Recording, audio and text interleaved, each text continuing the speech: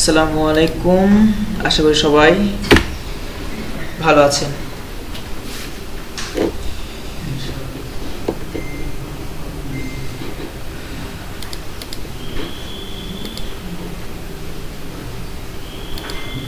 এই তো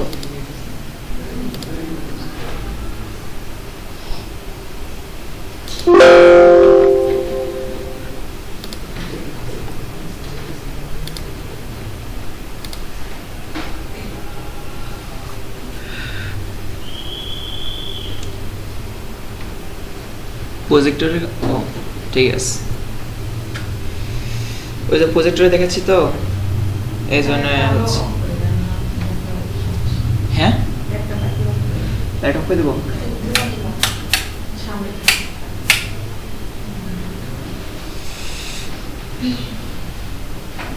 আচ্ছা, সবাই তো ভালো আছেন? এই তো আলহামদুলিল্লাহ। বিগত দিনের ক্লাসগুলো শীটের মাধ্যমে, এরপর থেকে ক্লাসগুলো সব পাওয়ার পয়েন্টের মাধ্যমেই হবে। আগের ব্যাচগুলোরও ক্লাসগুলো আমরা পাওয়ার পয়েন্টে নিয়েছি, কিন্তু আপনাদের কয়েকটা বিষয়গুলোর কারণে ওটা শীট সময়ভাবে হয়ে ওঠেনি। শুরু করলাম। আমি মুমিনুল হক মুবিন। আমার পরিচয় হচ্ছে, আমি computer instructor, digital marketing for freelancing. আর আমাদের প্রতিষ্ঠানের নাম হচ্ছে Skill Guru Technical Training Institute. Mobile number দেওয়া আছে, ইমেল অ্যাড্রেস দেওয়া আছে। ওকে, এটা আমার ছবি।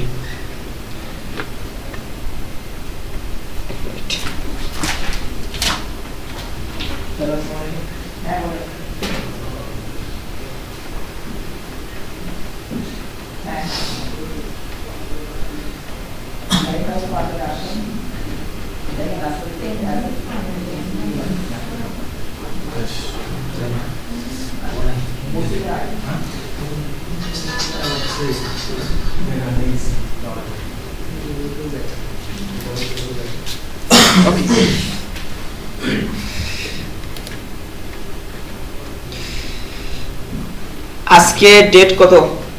6 জানুয়ারি প্লাস আজকে ক্লাস কয় নাম্বার ক্লাস ছিল আমাদের? 3 নাম্বার ক্লাস। আজকে ক্লাসে আমরা কি শিখব? Module 3 word processing to prepare create document, এটাই আমরা আজকে শিখব। আচ্ছা, শেখার আগে আমরা প্রিভিয়াস ক্লাস মানে কি, আগের ক্লাসে আপনারা কি শিখেছেন আদৌ কি মনে আছে কিনা সেটা নিয়ে একটু না যাচাই বাছাই করা উচিত। নেগোসিয়েশন কি বলেন তো? প্ল্যান নেগোসিয়েশন কি? আচ্ছা, পার্টিসিপেন্ট ইন নেগোসিয়েশন মানে কি? আচ্ছা, কম্পিউটার চালু বা বন্ধ করার নিয়ম কি?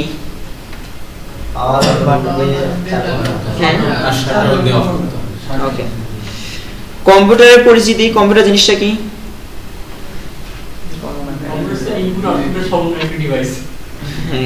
কম্পিউটার একটি ইলেকট্রনিক ডিভাইস যেখানে আমরা তথ্য ইনপুট দিই এবং প্রক্রিয়াজাত করে সে আমাকে কি আউটপুট দেয়। হ্যাঁ, যে যেভাবে বলতে পারেন, একজন একইভাবে শিখেছেন। আচ্ছা, অপারেটিং সফটওয়্যার কি?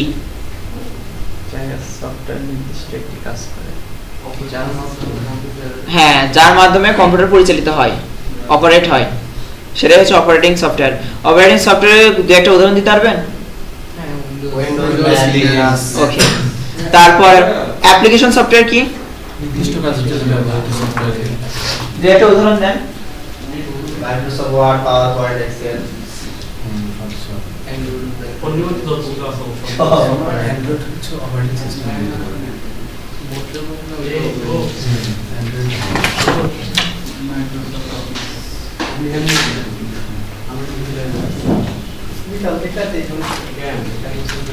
ওকে, তারপরে কম্পিউটারের প্রধান অংশ হিসেবে কি কি আছে?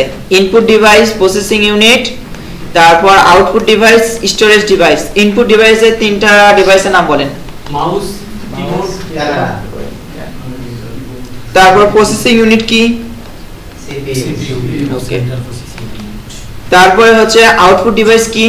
Monitor, printer, speaker, storage device, hard disk, SSD, memory, pen drive, আচ্ছা সফটওয়্যার ইনস্টল করার ধাপ তো পারেন পারেন না? জি ওকে, সফটওয়্যার ইনস্টল করার আগে সতর্কতা হিসেবে আমাদের কি কি চেক করা উচিত? চেক করতে হবে স্টোরেজ স্টোরেজ আছে কিনা, আমার সাপোর্ট হবে কিনা। আচ্ছা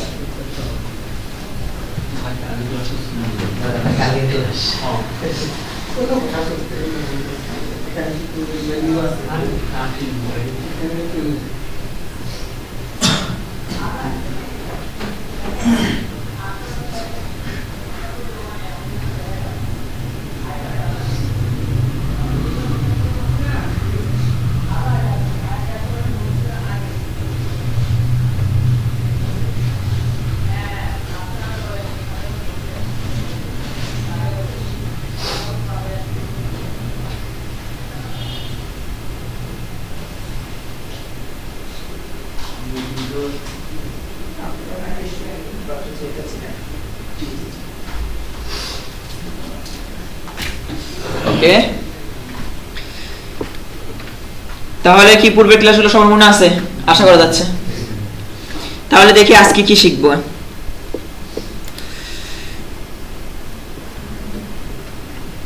টুডে আউটকাম, তাই না? এই ক্লাস থেকে শিক্ষার্থীরা যা সক্ষম হবে বা যা শিখবে। আজকে টপিকটা কি ছিল? Word processor. দেখি আজকে আমরা কি কি শিখব। ওয়ার্ড প্রসেসিং সফটওয়্যার চালু করতে শিখব, তারপরে নতুন ডকুমেন্ট তৈরি করতে শিখব, টেক্সট টাইপ বা সম্পাদন করতে শিখব বা করতে পারবো, ফন্ট ও প্যারাগ্রাফ ফরম্যাট করতে পারবো, তারপর কি ডকুমেন্ট সংরক্ষণ করতে পারবো, বাট প্রিন্ট করবো না আজকে। না, প্রিন্টার আছে, দেখাতে পারবো, সমস্যা নাই, প্রিন্টার ওখানে আছে, কিন্তু আপনাদের প্রিন্ট করে দেখানোর জন্য আলাদা ক্লাসই আছে। তো অতএব সেভ করা পর্যন্ত আজকে শেখানো হবে, কারণ আপনাদের যেটা এই টপিকের জন্য আলাদা করে যখন ক্লাসই আছে, তো মিসে এই ক্লাসের মধ্যে ঢুকাবো না, কারণ যখন প্রিন্ট করে দেখাবো না, ওখানে অনেকগুলো একদম প্রিন্ট করে কিভাবে করা যায়, হ্যাঁ, ওই অপশনগুলো একবারে দেখিয়ে দেবো। আচ্ছা, আমরা তো আজকে ক্লাস নিব, তাই না? তো ক্লাস নেওয়ার জন্য আমাদের প্রয়োজনীয় কিছু সামগ্রী লাগতেই পারে। কি কি লাগতে পারে? ডেস্কটপ বা laptop, Microsoft Word, projector, white board, marker, keyboard, mouse, সবই তো আছে। কোনো কিছু কি মিসিং আছে?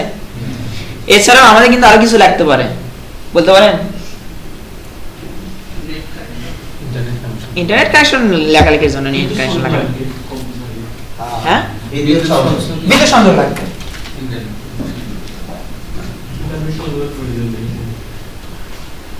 ল্যাপটপে চার্জ থাকলে বিদ্যুৎ লাগবে না।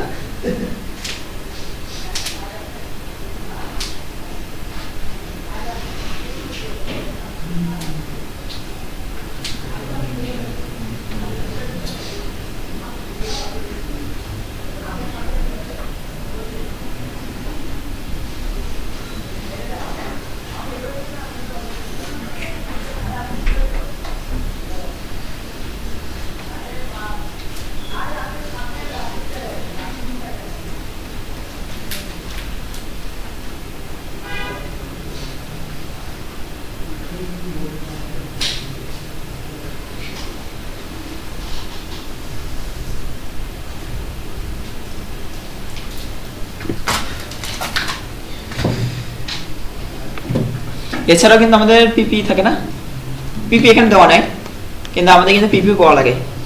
আমাদের কি চোখের প্রোটেক্ট করা লাগে, তারপর মাস্ক পরা লাগতে পারে, হ্যাঁ, গ্লোভসের ওইভাবে দরকার নাই, কিন্তু হচ্ছে শু তো পরা লাগে। সেটা চোখের প্রোটেক্টের কথা তো বললামই।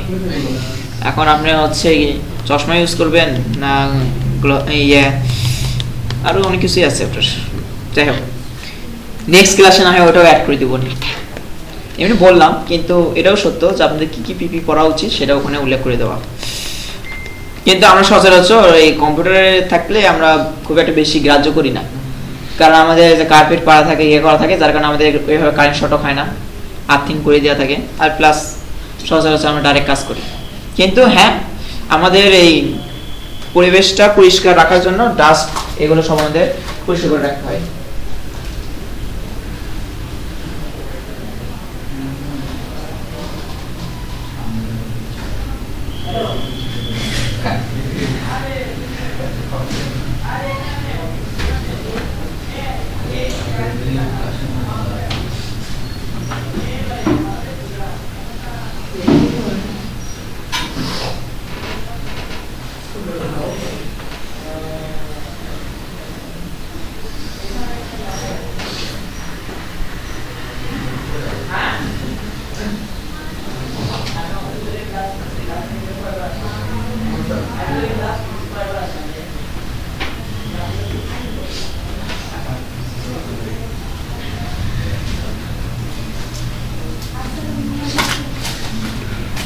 ওকে, তাহলে আমরা এখন ক্লাসের মধ্যে ঢুকলাম। আমাদের ক্লাসে কি আছে? Word processor. হ্যাঁ, ওয়ার্ড প্রসেসর কি? ওয়ার্ড প্রসেসর হলো একটি অ্যাপ্লিকেশন সফটওয়্যার যার সাহায্যে কম্পিউটারের মাধ্যমে বিভিন্ন ধরনের লিখিত ডকুমেন্ট তৈরি, সম্পাদন, সংরক্ষণ, ফরম্যাট ও প্রিন্ট করা যায়। এসব তো আমরা করতে পারি। যেহেতু আপনার কম্পিউটারের বেসিক জানা আছে, অতএব ওয়ার্ড সম্পর্কে একটু ধারণা আছে। সহজভাবে বলা যায়, যেসব সফটওয়্যার দিয়ে আমরা চিঠি, আবেদনপত্র, রিপোর্ট, নোট, প্রশ্নপত্র ইত্যাদি তৈরি করি সেগুলোই ওয়ার্ড প্রসেসর। উদাহরণ মাইক্রোসফট ওয়ার্ড আছে, গুগল ডক আছে। এটা কি দিয়ে আছে? লাইব্রেরি অফিস রাইটার, তারপর WPS রাইটার। যাই হোক, WPS বলে আমরা চিনি, রাইটার অতটা দেখিনি। যাই হোক, তারপরে ওয়ার্ড প্রসেসরের ব্যবহার, প্রয়োজনীয়তা। প্রয়োজন ছাড়া কি কোনো কিছু আমরা ব্যবহার করি? প্রয়োজন তো আছে অবশ্যই। বর্তমান অফিস, শিক্ষা প্রতিষ্ঠান বা ব্যবসার ক্ষেত্রে ওয়ার্ড প্রসেসর ছাড়া কাজ কল্পনাই করা যায় না।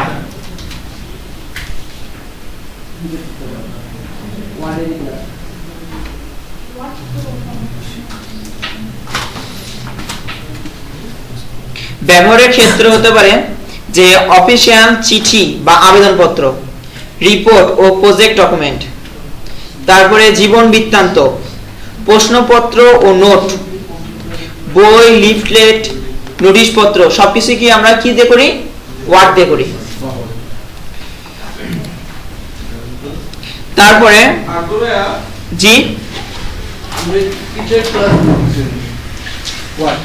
ওয়ার্ডে এমএস ঢুকাই দেব।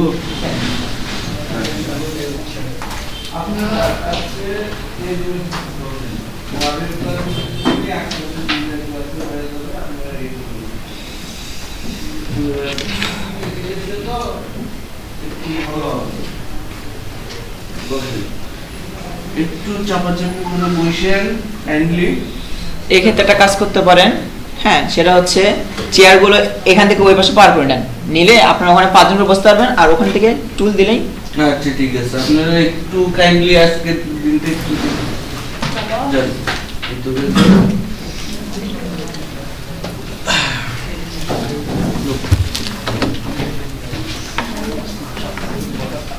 আসসালামু আলাইকুম। জি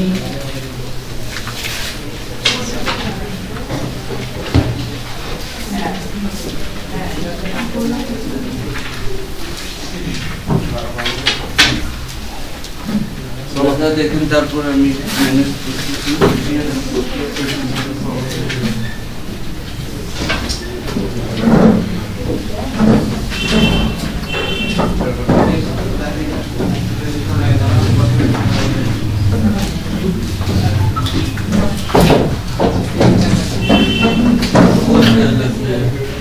একটা বেঞ্চ হ্যান্ডেলে তো হচ্ছে না, হবে না।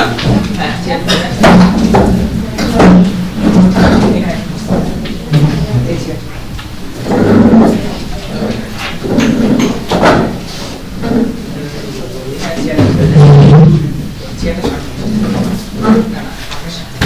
সামনে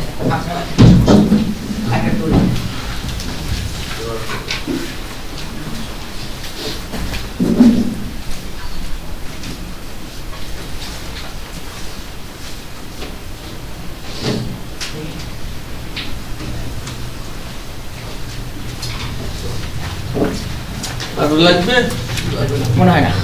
আচ্ছা, আচ্ছা একটু প্রথম থেকে শুরু।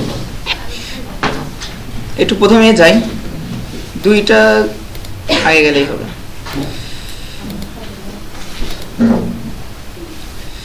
আচ্ছা, ওয়ার্ড প্রসেসর বা word processing software. Word processor হলো একটি অ্যাপ্লিকেশন সফটওয়্যার যার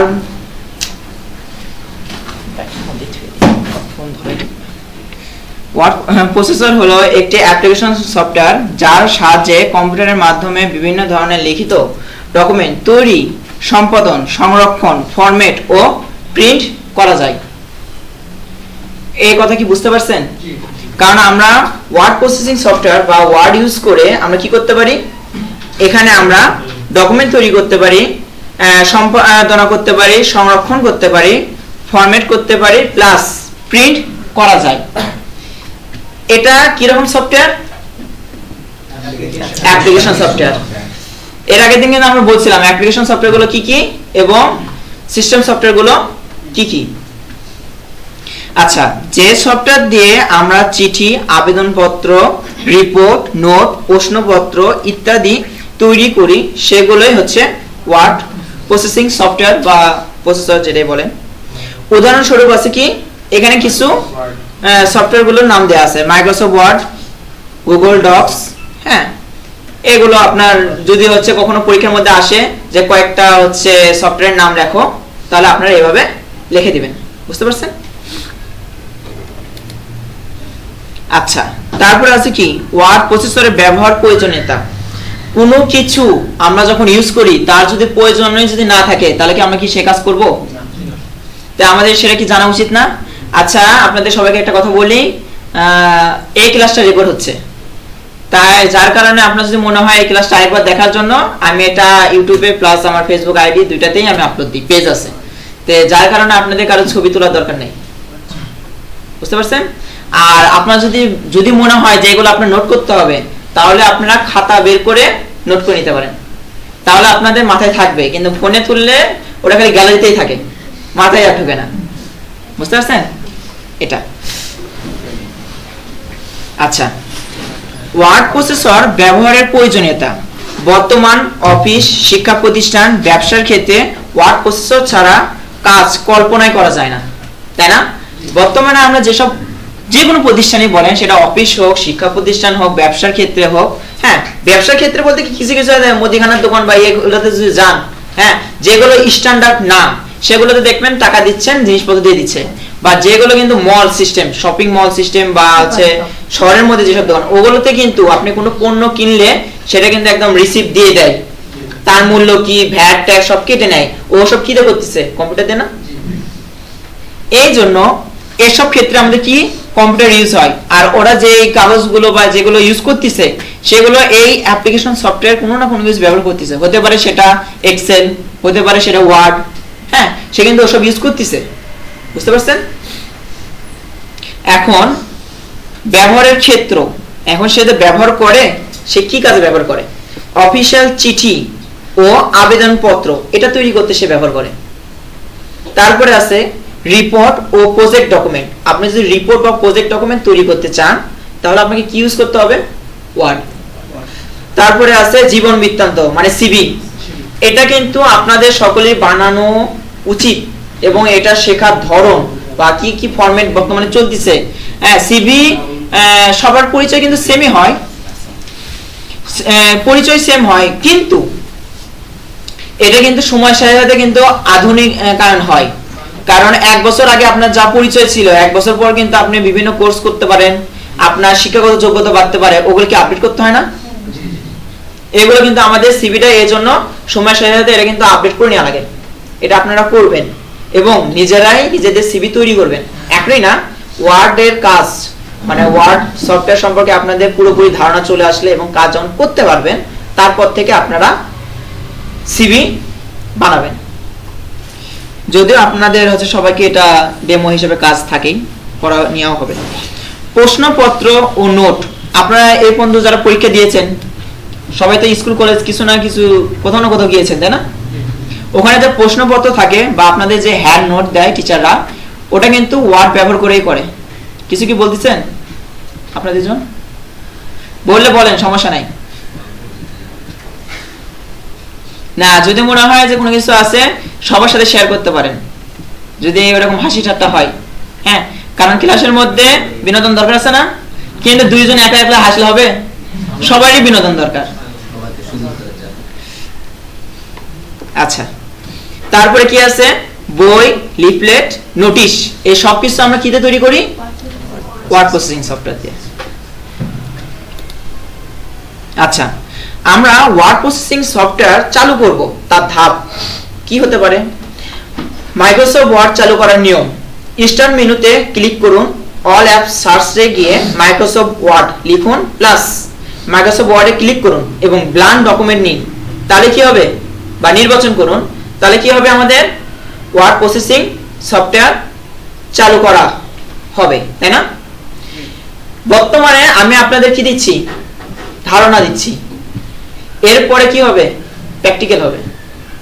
এই প্র্যাকটিক্যাল কাজগুলো এখন যদি আমি এখান থেকে যদি বের হয়ে যাই, আপনাদের কি করি? প্র্যাকটিক্যালে যদি চলে যাই, তাহলে কি কাজটা ভালোভাবে হবে? আবার এখানে আসতে হবে, যেহেতু পাওয়ার পয়েন্টে দেখাচ্ছি। এই জন্য আমরা করব, এই যে আমরা এখন নোট করে রাখতে পারি যে আমাদের কি করতে হবে, ওয়ার্ড প্রসেসিং চালু করার ধাপ, এটা আমরা নোট করে রাখতে পারি। আমরা কি করব, ডেমো ক্লাসের সময় মানে প্র্যাকটিক্যাল যখন কাজগুলো দেখাবো তখন এটা আমরা দেখবো যে কিভাবে চালু করা হয়।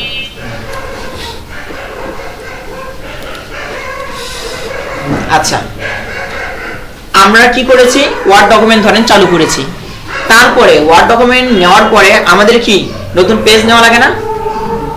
এখন নতুন যে ডকুমেন্ট তৈরি করব তার দুইটা পদ্ধতি আছে। একটা হচ্ছে ফাইল, নিউ, তারপর ব্ল্যাঙ্ক ডকুমেন্ট। আমরা ফাইল থেকে নিউ যাব, নিউ থেকে ব্ল্যাঙ্ক ডকুমেন্ট নিব, তাহলে আমরা কি পাবো? নতুন একটা ডকুমেন্ট পাবো। আবার কন্ট্রোল এন, এটা হচ্ছে কি শর্টকাট, এটা ইউজ করে আমরা কি করতে পারবো? নিউ ডকুমেন্ট নিতে পারবো। ওকে,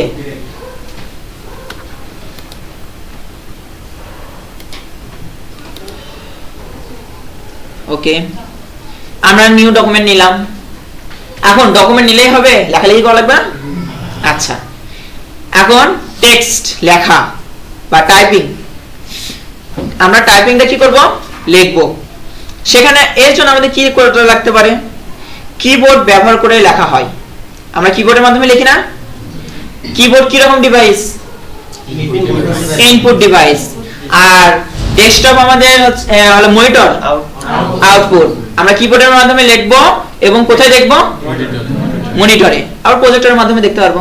ঠিক আছে, মানে কাজের সাথে সাথে ওগুলো মনে রাখলে হবে কি, যখন আপনাদের প্রশ্ন যখন করবে যে ইনপুট ডিভাইসের নাম বলো, আউটপুট ডিভাইসের নাম বলো, হ্যাঁ, বা এটা কি কাজে লাগে, এইভাবে যদি পড়ে যান তাহলে মানে ব্রেনটা খুব তাড়াতাড়ি কাজ করবে, অ্যান্সার দিতে আপনাদের খুব সহজ হবে এবং তাড়াতাড়ি দিতে পারবেন। আচ্ছা, কার্সর যেখানে থাকবে সেখানেই লেখা শুরু হবে। এখন ওয়ালাইকুম আসসালাম, কার্সর জিনিসটা কি?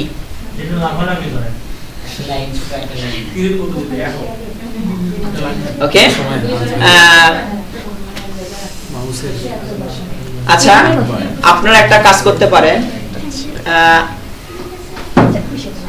যদি ওখানে ওই সেকেন্ড বেঞ্চে যে চেয়ার আছে না, ওরা দুজনকে শেয়ার করে বসছে না, এই চেয়ারটা পিছনে দেন, ওরা সিঙ্গেল পায়ে বসে যাক, আর ওই পাশের রুম থেকে এখানে একটা বেঞ্চ দিয়ে দেন, তাহলে এখানে তিনজন সহজে বসতে পারবেন। তাই? ওকে, আচ্ছা, কার্সর যেখানে থাকবে আমাদের লেখা কিন্তু সেখানেই শুরু হবে। কার্সর দেখা যাচ্ছে আপনার ওয়ার্ড ডকুমেন্টের ভিতরে নাই, আপনি যতই কিবোর্ডে চাপেন লেখা আসবে না। আবার ঠিক তেমনি কার্সর যেখানে থাকবে তার পর থেকে কিন্তু লেখা হবে। হ্যাঁ, মনে করেন আপনি চাচ্ছেন পেজের উপরে লিখবেন, কিন্তু আপনার কার্সর কোথায় আছে? নিচে আছে, তাহলে কি লেখা হবে? এটা কিন্তু আমার বেসিক ধারণা, তারপর আমি মনে করতেছি কেউ জানে না, বিদায় আমি জানাচ্ছি। কারণ কি, এখানে অনেকে এক্সপার্ট লেভেল আছে, একটা বেঞ্চ লাগবে। দুইজন আসুন, দুইজন আসে একটা বেঞ্চ নিয়ে আসুন।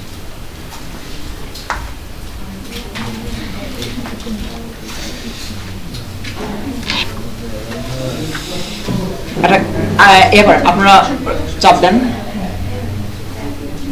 চাপে নেন, মানে চেয়ারটা গ্যাপ গ্যাপ করে বসে আছেন না, একটু ভিতর দিকে দিয়ে চাপিয়ে নেন। এখানে রাখেন। থামেন। আর চেয়ারগুলো আরো চাপে নেন। আপনারা চাপে নেন। হ্যাঁ, এই চেয়ারটাই বসে নেন।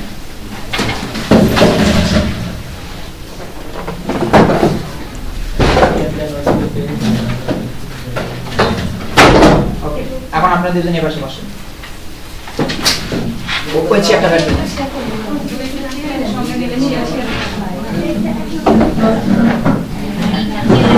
এর ভিতরে ঢুকে দেন।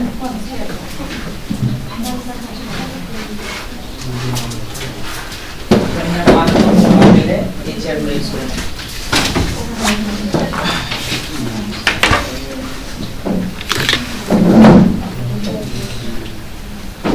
আরো কি লোকজন আসবে নাকি?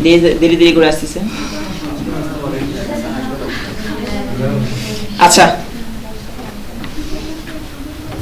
আপনারা চাইলে বিগত 3-4 দিন এখানে ক্লাস করতে পারবেন একসাথে, মানে ওয়ার্ড এক্সেল পাওয়ার পয়েন্ট বোঝাবো তো, তারপর থেকে যখন ডিজিটাল মার্কেটিং এর মধ্যে ঢুকবো তখন আর ক্লাস আপনাদের সাথে মিলবে না। আচ্ছা, ইনটা চাপলে নতুন লাইন শুরু হবে। হ্যাঁ, এখন ইনটা চাপলে নতুন লাইন শুরু হবে, এই কথা দ্বারা বোঝাচ্ছে আপনার কার্সর যেখানে আছে না, লিখলেন, লেখার পরে ওই লাইনে আর লিখবেন না, নিচে লাইনে যাই লিখবেন। তখন কি করতে হবে? ইন্টার ক্লিক করতে হয়, তাহলে কি হবে? নতুন লাইন, মানে নিচে লাইনে যে শুরু হয়। আবার এরকম হয় যে আপনি যদি বলেন যে নিচে লাইনে যাবেন, ওই মাউস দিয়ে ওখানে ডবল ক্লিক করলে ওখানে যে আপনি ওটা ডাইরেক্ট লিখতে পারেন। হ্যাঁ, যখন মনে করেন এটা সহজ একটা বেসিক ধারণা দিছে, যখন আপনারা এক্সপার্ট হয়ে যাবেন তখন মনে করেন দেখবেন এলে অত নিয়ম পালন করা লাগতেছে না, সহজে অনেক বিভিন্ন পদ্ধতিতে কাজটা করতে পারেন। আচ্ছা, আমরা টেক্সটে লেখালেখি কাজ করব। হ্যাঁ, কারণ কিছু কিছু লিখেছি, যদিও আমি এটা ডেমোতে দেখাবো। সেই লেখার পরে আমাদের এডিট করা লাগে না? লেখার অনেক সময় এডিট করা লাগে না? সেই এডিটটা হচ্ছে এটা, যে এডিট বলতে সংশোধন, পরিবর্তন বা পূর্ণ গঠন করাকে বোঝায়। হ্যাঁ, আপনি তো লিখে গেছেন, সেটা কি করলেন? আমরা যেটা লিখে যাই এটাকে বলে টাইপিং। আর লিখতে গিয়ে আমাদের কি হয়েছে? ভুল হয়েছে, বা এটার মধ্যে আমরা কোনো কিছু পরিবর্তন করতে যাচ্ছি, তখন সেটা কি করে বলে? এডিটিং। মানে আমরা এখানে সংশোধন করব, কোনো কিছু অ্যাড করব বা একটু পরিবর্তন করব, যাই হোক। এই সব করার জন্য আমাদের কিছু প্রয়োজনীয় এডিটিং অপশন আছে। সেই অপশনগুলো কি? ব্যাক স্পেস, বুঝতে পারছেন? ব্যাক স্পেস, তারপরে কি আছে? ডিলেট। ব্যাক স্পেস দিলে কি হবে? বাম পাশে লেখাগুলো মুছবে, আর ডিলেট মারলে কি হবে? ডান পাশে লেখাগুলো মুছবে। দুটাই কি করতেছে? লেখাগুলো মুছে ফেলতেছে, বাট দুইটার কাজ দুই দিকে। একজন করতেছে বাম দিক থেকে মুছতেছে, আর একজন কি করতেছে? ডান দিক থেকে মুছতেছে। যদিও এই কাজগুলো কিন্তু দেখাবো, খালি মুখে মুখে বলে যাচ্ছে, আবার ভাবেন না যে দেখাবে না। কাট, সেটা শর্টকাট কি? Control x. আপনাদের হয়তো হচ্ছে A to Z শর্টকাট গুলো দিয়ে দিবে। হ্যাঁ, ওগুলো মাথায় রাখার চেষ্টা করবেন, কারণ আপনাদের এনএসডি পরীক্ষার মধ্যে শর্টকাট কি আসে। হ্যাঁ, এগুলো, এবং শর্টকাট কি শুধুমাত্র যে আমরা এনএসডি তে আসে এই জন্যই ব্যবহার করব তা না, আমাদের কাজের সময়কে কমিয়ে নিয়ে আসে। যে কাজটা আপনি দেখলেন 1 মিনিট বা 40 সেকেন্ড লাগতো, শর্টকাটের কারণে দেখবেন সেটা 5 সেকেন্ড বা 10 সেকেন্ডের মধ্যে হয়ে গেছে। বুঝতে পারছেন? কাটের কাজ কি? লেখাকে কেটে নেওয়া। কপি, কন্ট্রোল সি, এই লেখাকে কি করে? কপি করে। এর ক্ষেত্রে কি হয়? যেখানে লেখাটা আছে সেখানেও থাকে, এবং পরে কার্সর যেখানে নিয়ে যায় আমি এই যে পেস্ট, মানে কন্ট্রোল ভি, এই কপি করা লেখা বসানো, যেখানে আমি যে রাখবো মানে কন্ট্রোল ভি মারবো, সেখানে সেই লেখাটা কি? পেস্ট হয়ে যাবে। এখন এই যে পেস্ট করলো, কপি করলে কি হবে? যেখান থেকে আমি লেখাটা কপি করেছিলাম সেখানেও থাকবে, যেখানে যে আমি পেস্ট করেছি সেখানেও থাকবে। কিন্তু আমি যখন কাট করব, মানে লেখাকে কেটে নিয়ে যাবে, তখন যেটা আমি সিলেক্টকৃত অংশটুকু যেটা আমি কাট করব সেখানে সেই লেখাটা থাকবে না। কার্সর যেখানে নিয়ে যায় আমি কি করব, পেস্ট করব, লেখাটা সেখানে যে পেস্ট হয়ে যাবে বা ওখানে চলে যাবে। কথা কি বুঝতে পারছেন? আচ্ছা, কোনো কারণে আমি লেখা লিখেছি, হ্যাঁ ঠিকই ছিল, হয় না, ঠিকই ছিল, ছোট বাচ্চা হুট করে এসে কিবোর্ডের উপর ক্লিক করে ফেলছে এবং লেখাটাকে উল্টা করে ফেলছে, করে না? বা কোনো কারণে আপনি সিলেক্ট করে ওটা কি করতে চাইছিলেন, কপি করতে চাইছিলেন, কিন্তু ভুল করে কোনো একটা অক্ষর ক্লিক করার ফলে ওই লেখাটা মুছে গেছে, ওখানে ওই অক্ষরটা মানে পরিবর্তন হয়ে ওই অক্ষরটা হয়ে গেছে। এখন কি করবেন, এতগুলো লেখা ছিল, হ্যাঁ, তো সেটা কি আনার অপশন নাই? সে আনার অপশনটা হচ্ছে আনডু, যেটা শর্টকাট কি হচ্ছে কি কন্ট্রোল জেড, মানে আগের অবস্থায় ফেরত, মানে একটু আগে যেরকম ছিল সেটা সেটাই আমরা ফেরত নিয়ে আসতে পারবো। এখন এটা কখন করি, একটু আগে আমি যে কাজটা করে রাখছিলাম সেই কাজটা ঠিকই ছিল, বাট কোনো কারণে ভুলবশত আমার কাছ থেকে ভুল হয়ে গেছে, এই জন্য আমরা কি করি, কন্ট্রোল জেড মারি। আবার রিডু মানে আনডু, বাতিল, এটা কখন করি, ধরেন আমরা মানে একটা ছবি এডিট করতেছিলাম, এটা মূলত ছবি এডিটের সাথে ভালো বোঝা যায়, যে আমি একটা কালার দিয়েছিলাম, দিয়ে দিয়ে কিছু কিছু রিমুভ করছিলাম, করতে করতে কানটা আমি কেটে ফেলে দিছি, হ্যাঁ, তখন আমার কি করে দিচ্ছে, বেশি আমি ইয়ে করে ফেল দিছি, আনডু করে ফেল দিছি, এটা তো আমি কান যেটা ডিজাইন করছিলাম সেটা তো ওই পর্যন্ত ঠিকই আছে, হ্যাঁ, কিন্তু আবার নতুন করে আবার কানের রেখা এ পাশটা আমার কাটা লাগতেছে, হ্যাঁ, তখন আবার সময় বেশি লাগবে, তখন আমি কি করব, রিডি করব, মানে যেটা আমি পিছন থেকে ব্যাক করতেছিলাম সেটা আবার এক ধাপ আগে চলে আসবে।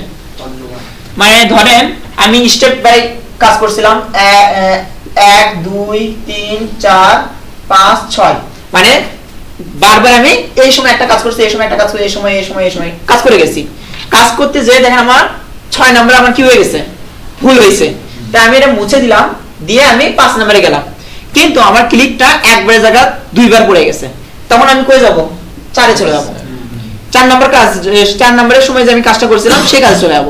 এখন কিন্তু আমি 5 নাম্বার যে এতক্ষণ ধরে কাজ করছিলাম ওটা সঠিকই ছিল, এখন আমার এই 5 নাম্বারটা দরকার, তখন কি করব, তখন আমি কি করব, রিডু, তখন আমরা কন্ট্রোল ওয়াইটা ইউজ করব, এর ফলে হবে কি, যেটা আমার সঠিক ছিল সেই জিনিসটা আমি পেয়ে গেলাম।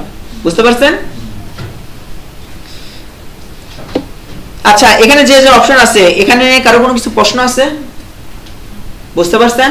ভাই এগুলো সরাসরি মাউস দিয়ে করা যাবে না, কিবোর্ড কিবোর্ডে শর্টকাট কি, এগুলো মাউস দিয়েও করা যাবে। আপনার তো ওয়ার্ড ফাইলের মধ্যে প্রত্যেকটা জিনিসেরই ফাংশন আছে, রিবনের মধ্যে এই প্রত্যেকটা অপশনই আছে, ওখান থেকেও আমরা হোম অপশন থেকে ওটা করতে পারবো, দেখাবো। বিষয়টা আসলে কি, আপনাদের যে সিলেবাস আছে সেই সিলেবাস অনুযায়ী আপনাদের যে ধারণা, সেই ধারণা আগে দিচ্ছি। আপনাদের এনএস যে ফরম্যাট হিসেবে আগে ধারণা দিতে হবে, তারপরে আপনাদের কি করতে দেব, মানে আমি প্র্যাকটিক্যাল দেখাবো, তারপরে আপনারা সেটা প্র্যাকটিস করবেন। আচ্ছা, ফন্ট ফরম্যাট, লেখার স্টাইল পরিবর্তন বা ফন্ট ফরম্যাটিং যেটা বলছে, ফন্ট ফরম্যাটিং ব্যবহার করে লেখাকে সুন্দর ও আকর্ষণীয় করা হয়। ফন্ট ফরম্যাটিং এর অপশন হিসেবে আছে, দেখেন ফন্টের নেম, নেমের মধ্যে কি আছে, এরিয়া, কালপুরুষ, টাইম নিউ রোমান্স, হ্যাঁ, সত্যনি, হ্যাঁ, নিকোশ বান, আরো অনেক কিছু আছে। এটা কি ফন্টের নেম। এই নেমের ফলে কি হয়, এর জায়গায় কি অন্য কোনো অক্ষর বসে, এর জায়গাতে এই থাকে, বাট এটা দেখতে একটু পরিবর্তন হয়। দেখবেন অনেক সময় এটা মাথা একটু বের হয়ে আসছে, পেছে পেছে লেখছে, না মোটা হয়েছে, না চিকন হয়েছে, বা এরকম দেখবেন যে এলইডি লাইট মালে জায়গা ছায়া পড়ে, ওরকম ছায়া ভাবে আসছে, বিভিন্ন রকম হয়ে আসে। এটা কেন হচ্ছে, এটা হচ্ছে কি ওই ফন্টের নেম পরিবর্তনের কারণে হচ্ছে। ঠিক তেমনি কালপুরুষ, এটা দিলে কি হবে, ইউনিক, হ্যাঁ, তখন কি করবে, ওই বাংলা যেরকম আছে সেরকমই থাকবে, হ্যাঁ, ইংলিশ লিখলে ইংলিশ আসবে। আসলে কি এখন ফন্ট নিয়ে বোঝাতে গেলে একটু সমস্যা হবে, প্র্যাকটিক্যালি বোঝাবো নি, তখন ওখানে দেখতে হবে কি কি পরিবর্তন হচ্ছে। এখানে ফন্টের নেম হিসাবে এখানে আমরা কি বাংলাদেশি মানুষ না, আমাদের অক্ষর কি ইন্টারন্যাশনাল হিসাবে ইংলিশ, আমাদের বাংলা লেখা লাগে না। এই বাংলা লেখার জন্য আমরা দুইটা পদ্ধতি ইউজ করতে পারি। আমরা যদি বিজয় সফটওয়্যার ইউজ করি তাহলে আমরা কি করতে পারি, সত্য ইউজ করলাম। আর যদি এরকম হয় যে ওর কাছে বিজয় নাই, ও কি করবে, ডাইরেক্ট লিখবে ইউনিভার্সাল, তাহলে তাকে ক্যারেক্টার ইউজ করতে হবে, সেটা হচ্ছে ইউনিক। আর ইউনিকের যে ফন্ট এগুলো হচ্ছে কালপুরুষ, নিকোষ, হ্যাঁ এগুলো আরো আছে, সমস্যা নাই, ওই যখন ওই ধাপটা আসবে তখন দেখতে পারবেন। আর যারা ইয়াতে তাদের তো আরো বিস্তারিত দেখতে পারবেন। আজকে মনে করেন খালি থিম জানতেছেন। ফন্টের সাইজ 10, 12, 14, 16 আপনাদের এখানে অনেক করতে পারবেন। হ্যাঁ, ওটা পরিবর্তন শুধু এ করে না, আরো অনেকভাবে করা যায়, যা সেটা ধারণা দিয়েছে। হ্যাঁ, কিন্তু আপনাদের ওই অপশন হিসেবে ওখানে দেখায় 8 থেকে 72, কিন্তু ওরও বেশি করতে পারবেন এবং কমও করতে পারবেন সাইজ। এর ফলে কি হবে, আমার যে অক্ষরটা আছে সেটা বড় এবং ছোট হবে। বোল্ড মানে কন্ট্রোল বি, এটা হচ্ছে তার শর্টকাট। এটা হলে কি হবে, আমার যে লেখাটা আছে সেই লেখাটা মোটা হবে। তারপরে আছে কি ইটালিক, কন্ট্রোল আই, এটা কি করবে, আমার যে লেখাগুলো আছে সেই লেখাগুলো কি করবে, বাঁকা। এখানে মূলত আমাদের একটা জিনিস মাথায় রাখা উচিত, যেটা আমি সিলেক্ট করে রাখছি সেটা হবে। আর যদি এসব কাজ আমি যখন করতেছি সেই সময় যদি আমি সিলেক্ট করে না রাখি, কার্সর রাখা অবস্থায় যদি করি, তাহলে এরপরে যে কাজগুলো করব সেগুলো হবে, কিন্তু আগে লেখাগুলো কিন্তু হবে না। এই জিনিসটা কিন্তু মাথায় রাখা উচিত। আন্ডারলাইন করার জন্য কি লাগতেছে, কন্ট্রোল ইউ, নিচে দাগ দেয়। এই দাগগুলোর মধ্যে আমরা বিভিন্ন স্টাইল পাবো। ফন্টের কালার পরিবর্তন করতে পারি। এগুলো সবকিছু কার মধ্যে পড়তেছে, ফন্ট ফরম্যাটিং। যদি বলে ফন্ট ফরম্যাটিং এর অপশনগুলো কি কি, এগুলো যদিও এটা প্রশ্ন করে না, প্রশ্ন করে কি জানেন, সেটা হচ্ছে বাংলা ফন্টের নাম লেখো, 2টা বা 3টা বাংলা ফন্টের নাম বলো, বা 2টা হচ্ছে ইউনিকোড এর হচ্ছে নাম বলো, বা 2-3টা হচ্ছে ইংলিশ ফন্টের নাম বলো, এরকম। ডিজিটাল মার্কেটিং এর ক্ষেত্রে খুব কমই করে, কারণ আপনাদের নিজস্ব যে সিলেবাস আছে ওই সিলেবাস থেকে প্রশ্ন হাজার হাজার হয়ে যায়। কিন্তু আপনাদের নেগোসিয়েশন শিখাইছিলাম না, ওইখানে কিন্তু আপনাদের ওখান থেকে প্রশ্ন আসে। তারপরে কিন্তু আপনাদের এখান থেকে 2-1টা প্রশ্ন আসলে আসতে পারে, বাট এত ভিতর থেকে আসবে না। ওয়ার্ডের কাজ কি, হ্যাঁ এসব কাজ আসতে পারে, কিন্তু হচ্ছে এই ভিতরে এই কাজগুলো এটা হচ্ছে কম্পিউটার অপারেশন লেভেল যা দিচ্ছে তাদের এলে প্রশ্ন আসে।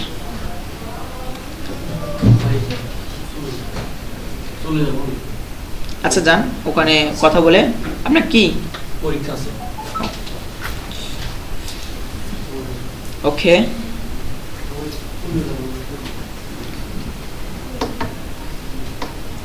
ফন্ট পরিবর্তন। আচ্ছা, এখানে যে কটা কথা বললাম সে কটা কি কথা বুঝতে পারছেন?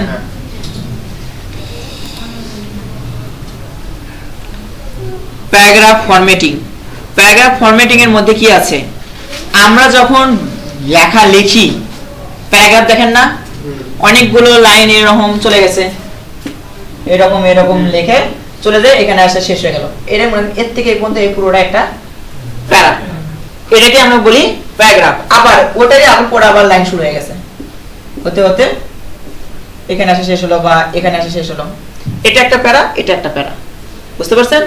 যতক্ষণ না পর্যন্ত একটা লাইন মানে একটা লেখা, লাইন অনেক হতে পারে, হ্যাঁ, বাট লেখা যতক্ষণ না পর্যন্ত শেষ হচ্ছে সেটা পুরোটাই একটা কি প্যারা। এই প্যারা কিন্তু সেই প্যারা না যেটা নিয়ে মানুষ অতিষ্ঠ হয়ে যায়। হ্যাঁ, প্যারাগ্রাফের প্যারা। আপনাদের কি মানে কথা বলা বা হাসার জন্য কি ট্যাক্স নিচ্ছে নাকি বাংলাদেশ সরকার? মানে এতটা সিরিয়াস? আচ্ছা আচ্ছা, আমরা এখন কি করব, প্যারাগ্রাফ ফরম্যাটিং দিয়ে অনুচ্ছেদ গঠন নিয়ন্ত্রণ করতে পারি। এখন এই আমাদের যে প্যারাটা হইলো সেটা কি অনুচ্ছেদ, এই অনুচ্ছেদের যে গঠনটা আছে সেটা আমরা নিয়ন্ত্রণ করতে পারি। অ্যালাইনমেন্ট, অ্যালাইনমেন্টের মধ্যে কিন্তু 3টা বা 4টা অপশন আছে, 4টা অপশন আছে অ্যালাইনমেন্টের মধ্যে।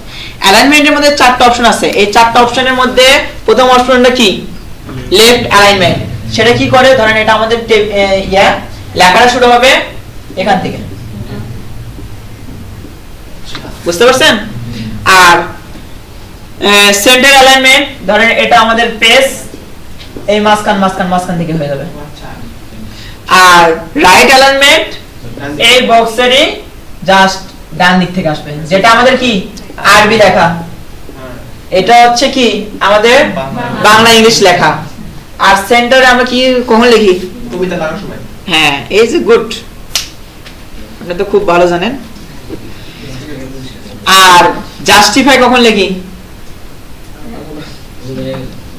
না জাস্টিফাই কিন্তু তো পত্রিকা বলেন বলেন সব জায়গাতেই কিন্তু বেশিরভাগ লেখাই কিন্তু আমাদের জাস্টিফাই করেই হয়। লেখা শুরু করবে কি হবে জানেন, ধরেন এই যে আমার পেজ, এটার মধ্যে থাকে মার্জিন, এই যে মার্জিন আছে না, এই মার্জিনের এখান থেকে শুরু হবে, এখানে যে শেষ হবে, এখানে শুরু হবে, এখানে যে শেষ হবে, এখানে শুরু হবে, এখানে শেষ হবে। এইগুলো ধরেন এখান থেকে শুরু হয়েছে, এখানে শেষ হতে পারে, এখানেও শেষ হতে পারে, এখানেও শেষ হতে পারে, বুঝতে পারছেন? যখন আমরা লেফট বা রাইট এরকম করব, এখানে এসে শেষ হতে পারে। বা যখন জাস্টিফাই করব, এই যে মার্জিন আছে না, এখানে শুরু হবে, এখানে এসে শেষ হবে, একদম লেগে থাকবে, কোনো আকপিস হবে না। লাইন স্পেসিং, লাইন স্পেসিং কি 1 পয়েন্ট আছে, 1.1 15 আছে, 1.5 আছে, তারপর 2.0 আছে। এগুলো কি করবে, এই যে আমাদের প্যারাগ্রাফ আছে না, এই প্যারাগ্রাফটাকে এই প্যারাগ্রাফের মাঝখানে যে গ্যাপ আছে না, এটা একটা লেখা একটা যদি আপনি স্পেস মারেন, মানে ইন্টারম্যানেজ কাজ করেন, তাহলে কি আপনি যেই ফন্টে লিখতেছেন ওই সাইজটুকু এখানে একটা গ্যাপ হয়। কিন্তু আপনি বলছেন আমি কোনো গ্যাপ দিব না, ও অটোমেটিক একটা স্পেস ধরে নেবে একটা প্যারাগ্রাফের পরে, তখন এই যে এই ফন্টটা আপনি কাজ করবে। 1 পয়েন্ট দিলে ডাইরেক্ট এরপরে এই প্যারাগ্রাফ শুরু হয়ে যাবে, এর মধ্যে কোনো গ্যাপ থাকবে না। 1.15 দিলে একটু গ্যাপ হবে, তারপর 1.5 দিলে আরেকটু গ্যাপ হবে, তারপর 2 পয়েন্ট দিলে বেশি গ্যাপ হবে। তারপর এখানে কি দিছে, ইন্ডেশন। ইন্ডেশনের কাজ কি, এটা হচ্ছে আমাদের লেখা আছে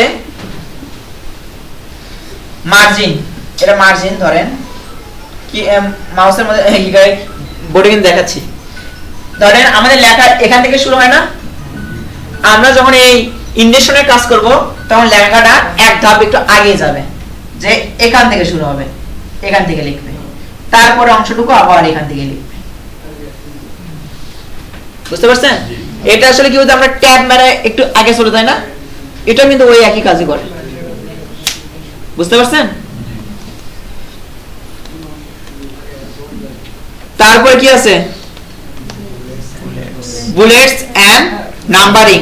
এটা কি করে, আমার যে লেখাগুলো আছে, ধরেন এখানে এ দেয়া আছে, বি দেয়া আছে, সি দেয়া আছে, ডি দেয়া আছে, হ্যাঁ, এর প্রত্যেকটা একটা লাইন, ধরেন এখানে আরো অনেক কিছু আছে লেখা আছে, কিন্তু আমি যখন বুলেট ইউজ করব তখন এখানে কি দিবে, একটা বৃত্ত, সার্কেল, ট্রায়াঙ্গেল, তারপরে স্টার, আচ্ছা, এগুলো কি বুলেট।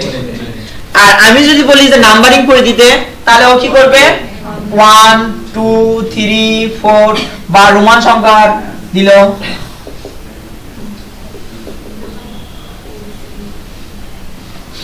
বুঝতে পারছেন? ও তখন কি করবে, কাউন্টিং করে দিবে। এটা পুরোটা কি বুলেট এবং নাম্বারিং। তারপরে কি আছে, পেজ সেটআপ। পেজ সেটআপের কাজ কি, ডকুমেন্টের পেজ ঠিক করার কাজকে পেজ সেটআপ বলা হয়। আপনি যে লেখাটা লিখতেছেন সেটা কি একটা পেজ না, এখন এই পেজের মানে একটা তো সাইজ আছে, আর নাকি পুরো পৃথিবী মিলে একটা পেজ ইউজ হয়, এক একজনের পেজ এক এক রকম না, মানে আপনাদের যে বাসার দলিল সেটা কি পেজ, ওটা লিগ্যাল পেজ, ওই পেজের নাম লিগ্যাল পেজ বলে। হ্যাঁ, ওটা হচ্ছে 14 সাইজ থাকে, আর এই পাশে মনে হয় 8। আচ্ছা যাই হোক, ওগুলো ওখানে দেখা যাবে। লেটার পেজ, চিঠি পাঠানোর সময় আমরা যে পেজ ইউজ করি সেটা হচ্ছে কি লেটার পেজ। আমরা সচরাচর যেটাতে প্রিন্ট দিই, মানে জব শিট তৈরি করেন যেগুলো, সেগুলো কি A4 পেজ। তারপরে আর কোন পেজ আছে? A3 আছে, A5 আছে, আর অনেক পেজ, কিন্তু ওগুলো আমরা খুব একটা বেশি ব্যবহার করি না। কিন্তু আমাদের 3-4টা পেজ ব্যবহার হয়, সেটা হচ্ছে কি লিগ্যাল, A4 আর লেটার। এই 3টা পেজ আমাদের সচরাচর ব্যবহার হয়। আচ্ছা, পেজ সেটআপ, এটাতে কি হবে, আমাদের পেজটা কি রকম হবে সেটা আমরা সিলেক্ট করে দিলাম, যে A4 নিব না লেটার নিব না কি নিব, নিলাম। খালি পেজ নিলেই হবে? এর ভিতরে মার্জিন আছে না? আপনারা অনেক সময় দেখবেন যে আমাদের যে পেজটা থাকে, এই পেজগুলোর একটা দেখবেন ইনকাম ভালোই দূরে ভিতরে লেখা, হ্যাঁ, আর আরেকটা এরকম দেখবেন যেটা একদম কানি ঘেঁষে, যদিও এটা এভাবে বোঝাতে পারতেছি না, মানে লেখা তো সুন্দর আমার, হ্যাঁ। এই যে এটার গ্যাপ বেশি আর এটার গ্যাপ কম, এটা কেন? এটা হচ্ছে মার্জিন। আপনার খাতায় মার্জিন টানেন না, স্যাররা যাতে নাম্বার দিতে পারে, হ্যাঁ, এটা সেই মার্জিন যে হচ্ছে একটাতে গ্যাপ বেশি, তখন কি সেটা হচ্ছে নরমাল 1, আর ন্যারো করলে 0.5। এই যে মানে টপ মানে পেজের উপরের অংশ, বটম মানে নিচের অংশ, লেফট মানে বাম পাশে, আর রাইট মানে ডান পাশে। এই সাইজগুলো আমরা চাইলে এটা বড় করে নিতে হবে, এটা সব ছোট ছোট থাকবে। এগুলো আমরা কাস্টমাইজ করতে পারবো, যেটা আমরা প্র্যাকটিক্যালি দেখাবো। ওরিয়েন্টেশন, ওরিয়েন্টেশনটা কি? ওরিয়েন্টেশনটা হচ্ছে আমাদের পেজ কোন পদ্ধতিতে থাকে, হ্যাঁ, সেটা হচ্ছে ওরিয়েন্টেশন। সেটার মধ্যে কি কি আছে? পোর্ট্রেট, আর একটা হচ্ছে কি ল্যান্ডস্কেপ। যেটা হচ্ছে ল্যান্ডস্কেপ, কোনটা ল্যান্ডস্কেপ হচ্ছে পেজটা এইভাবে আছে পাতাল দিক করে। একটা খাতা দেখাই, নিলাম, ধরেন আমার এই রেখাটা এইভাবে আছে, সেটা হচ্ছে ল্যান্ডস্কেপ। আর এইভাবে থাকলে পোর্ট্রেট, মানে লম্ব আর আড়াআড়ি দুটা, বুঝতে পারছেন? তারপরে কি আছে, ধরেন আমার পেজ সেটআপও করলাম। এখন পেজের মধ্যে কি আমরা সিভি বানাতে গেলে নিজে ছবি অ্যাড করা লাগে না? নিজের এডুকেশন লেভেল এগুলো অ্যাড করার জন্য আমাদের টেবিল ইউজ করি না? হ্যাঁ, এই যে এইসব করার জন্য আমাদের ছবি লাগতে পারে, টেবিল লাগতে পারে, হ্যাঁ।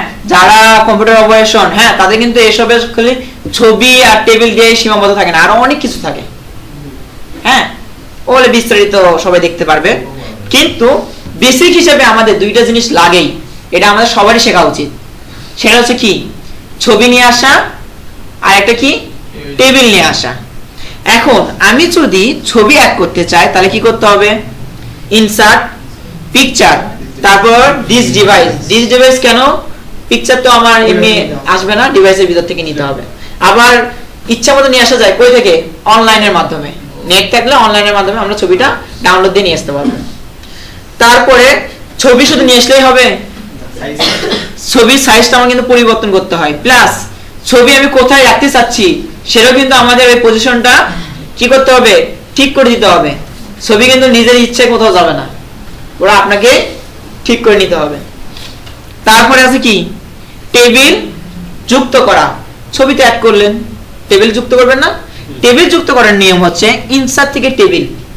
এখন আপনি টেবিল কি রকম হয়? একটা রো আর একটা কলাম, এটা সমন্বয় হয়।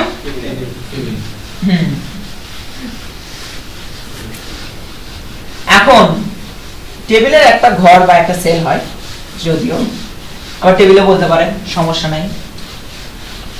কিন্তু সচরাচর আমাদের টেবিল কি শুধু একটাই লাগে? অনেকগুলো লাগে না? ধরেন আমার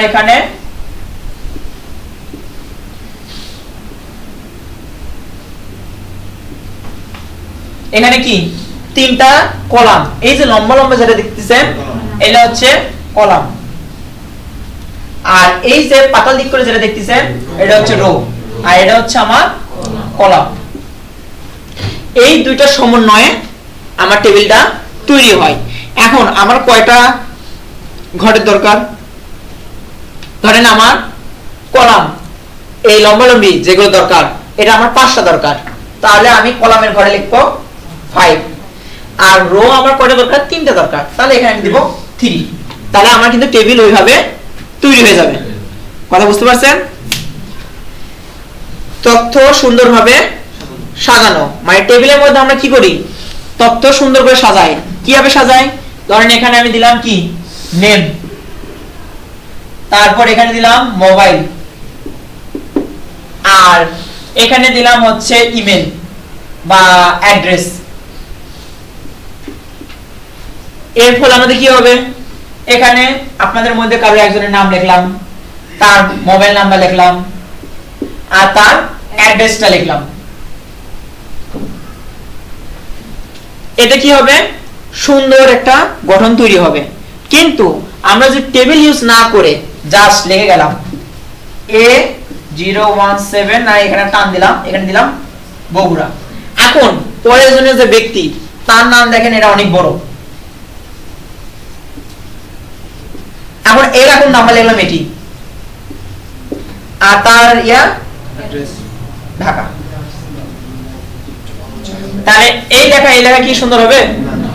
আর যখন আমরা টেবিল ওয়াইজ করব নাম্বারগুলো এক সোজা ভাবে থাকবে, কিন্তু কার নাম্বার সেটা কিন্তু তার ওই ইন্ডিকেট করেই দিবে।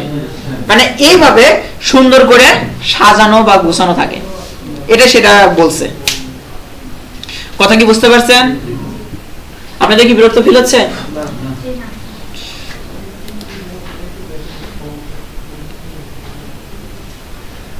তারপরে কি আছে? হেডার ফুডার ও পেজ নাম্বার। আমাদের পেজ থাকে না? আমাদের কিন্তু পেজ থাকে। এই পেজের মধ্যে সবারই পেজে নিচের দিকে দেখবেন একপাশে কানে পেজ নাম্বার দেওয়া থাকে, 1 নাম্বার 10 15 20। এটা আমরা কিভাবে নিয়ে আসি? সেটা আমরা পেজ নাম্বার অ্যাড করে পেজের নাম্বার দেওয়া হয়। ইনসার্টের ভিতর থেকে আমরা এই অপশনটা পাই। আর মূলত পেজ নাম্বার আমরা কই থাকে জানেন? এটা থাকে হেডার ফুডারের মধ্যে। এটা হেডার ফুডারেরই একটা অংশ, যদিও এটা আমরা আলাদা করে বলি, বাট এই সব কিছু কিন্তু হেডার ফুডার একটা মানে এটা হচ্ছে আমরা কি পাবো? ওই হচ্ছে রিবনের মধ্যে পাবো। মনে করেন এখানে হেডার থাকলো, এখানে ফুডার থাকলো, এখানে পেজ নাম্বার থাকলো, ঠিক আছে? কিন্তু এই যে পুরো যে ঘর, এই ঘরের নামে দেখবেন যে হেডার এন্ড ফুডার লেখা আছে। এটা কিন্তু হেডার ফুডারেরই অংশ। হেডারের কাজ কি? আমার যে এই যে পেজ আছে না, পেজের যে মার্জিন, হ্যাঁ মার্জিনের উপরের অংশ, মার্জিনের ভিতরেই তো আমি লিখি, তাই না? মার্জিনের ভিতরে লিখি, কিন্তু মার্জিনের উপরে এমন কিছু আমি লিখলাম যা আমার কি প্রত্যেকটা পেজে অটোমেটিক চলে আসবে। চলে আসে না? মানে বিভিন্ন প্রতিষ্ঠানের নাম বা আমি যে গল্পের বইটা লিখতেছি সে গল্পের বইয়ের নাম, হ্যাঁ মানে গল্পের নামটা কি প্রত্যেক পেজে চলে আসে না? এটা কিভাবে আসে? তখন ওরা করে কি হেডারের মধ্যে সেটা লেখে। আর যখন সে কোনো কথা প্রত্যেকটা পেজের নিচে নিবে, হ্যাঁ আপনি বারবার লিখবেন না, একবার লিখে দিবেন, প্রত্যেকটা পেজের নিচে চলে যাবে অটোমেটিক। তখন সে কি ইউজ করে? ফুটার।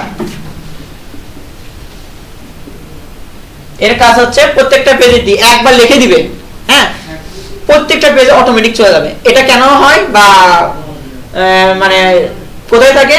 মার্জিনের নিচে। এটা যারা কম্পিউটার অপারেশন তাদের কিন্তু এটা পরীক্ষার মধ্যে আসে, হেডার ও ফুটারের মধ্যে পার্থক্য। বুঝতে পারছেন? এটা কিন্তু আপনাদের শর্ট কোশ্চেনের মধ্যে এটা আসে, তাও রিসেন্ট কোশ্চেনের মধ্যে এনএসডি এর। পেজ নাম্বার, আচ্ছা হেডার ফুটার এবং পেজ নাম্বার সম্পর্কে বুঝতে পারেননি এমন কেউ আছেন? ধারণা পাইছেন?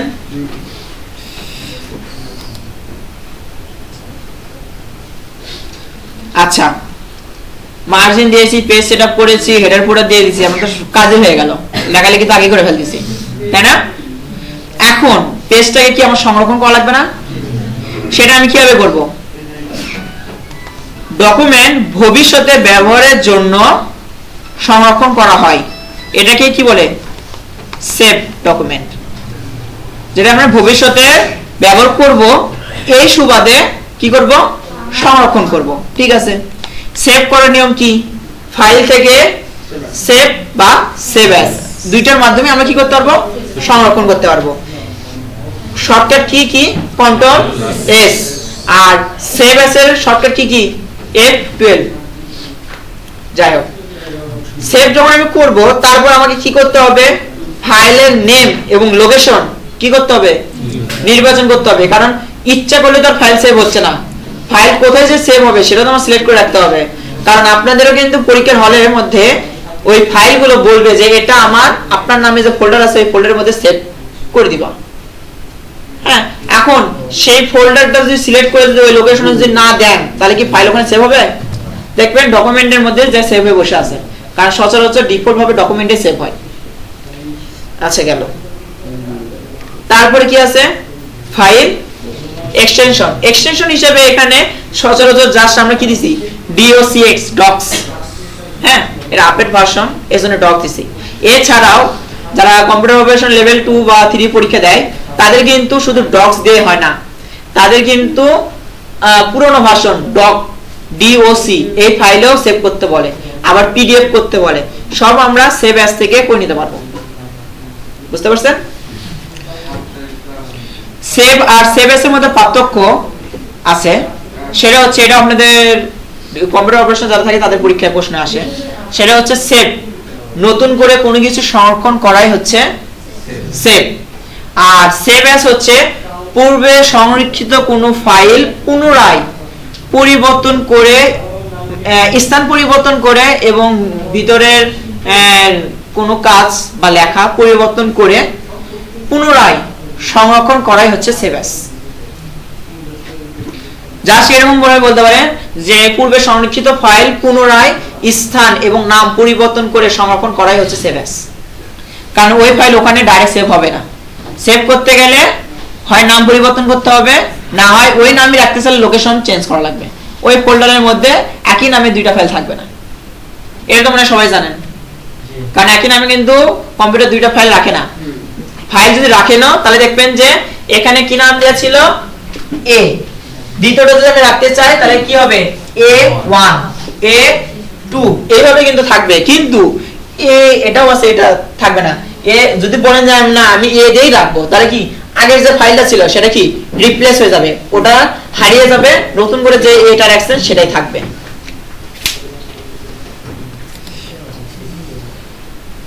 আচ্ছা, আমরা তো ওয়ার্ড প্রসেসিং যাই হোক করলাম, ঠিক আছে, মেনে নিলাম। ওয়ার্ড প্রসেসিং করব, ঠিক আছে, এর কি সুবিধা সেটা আমরা জানবো না?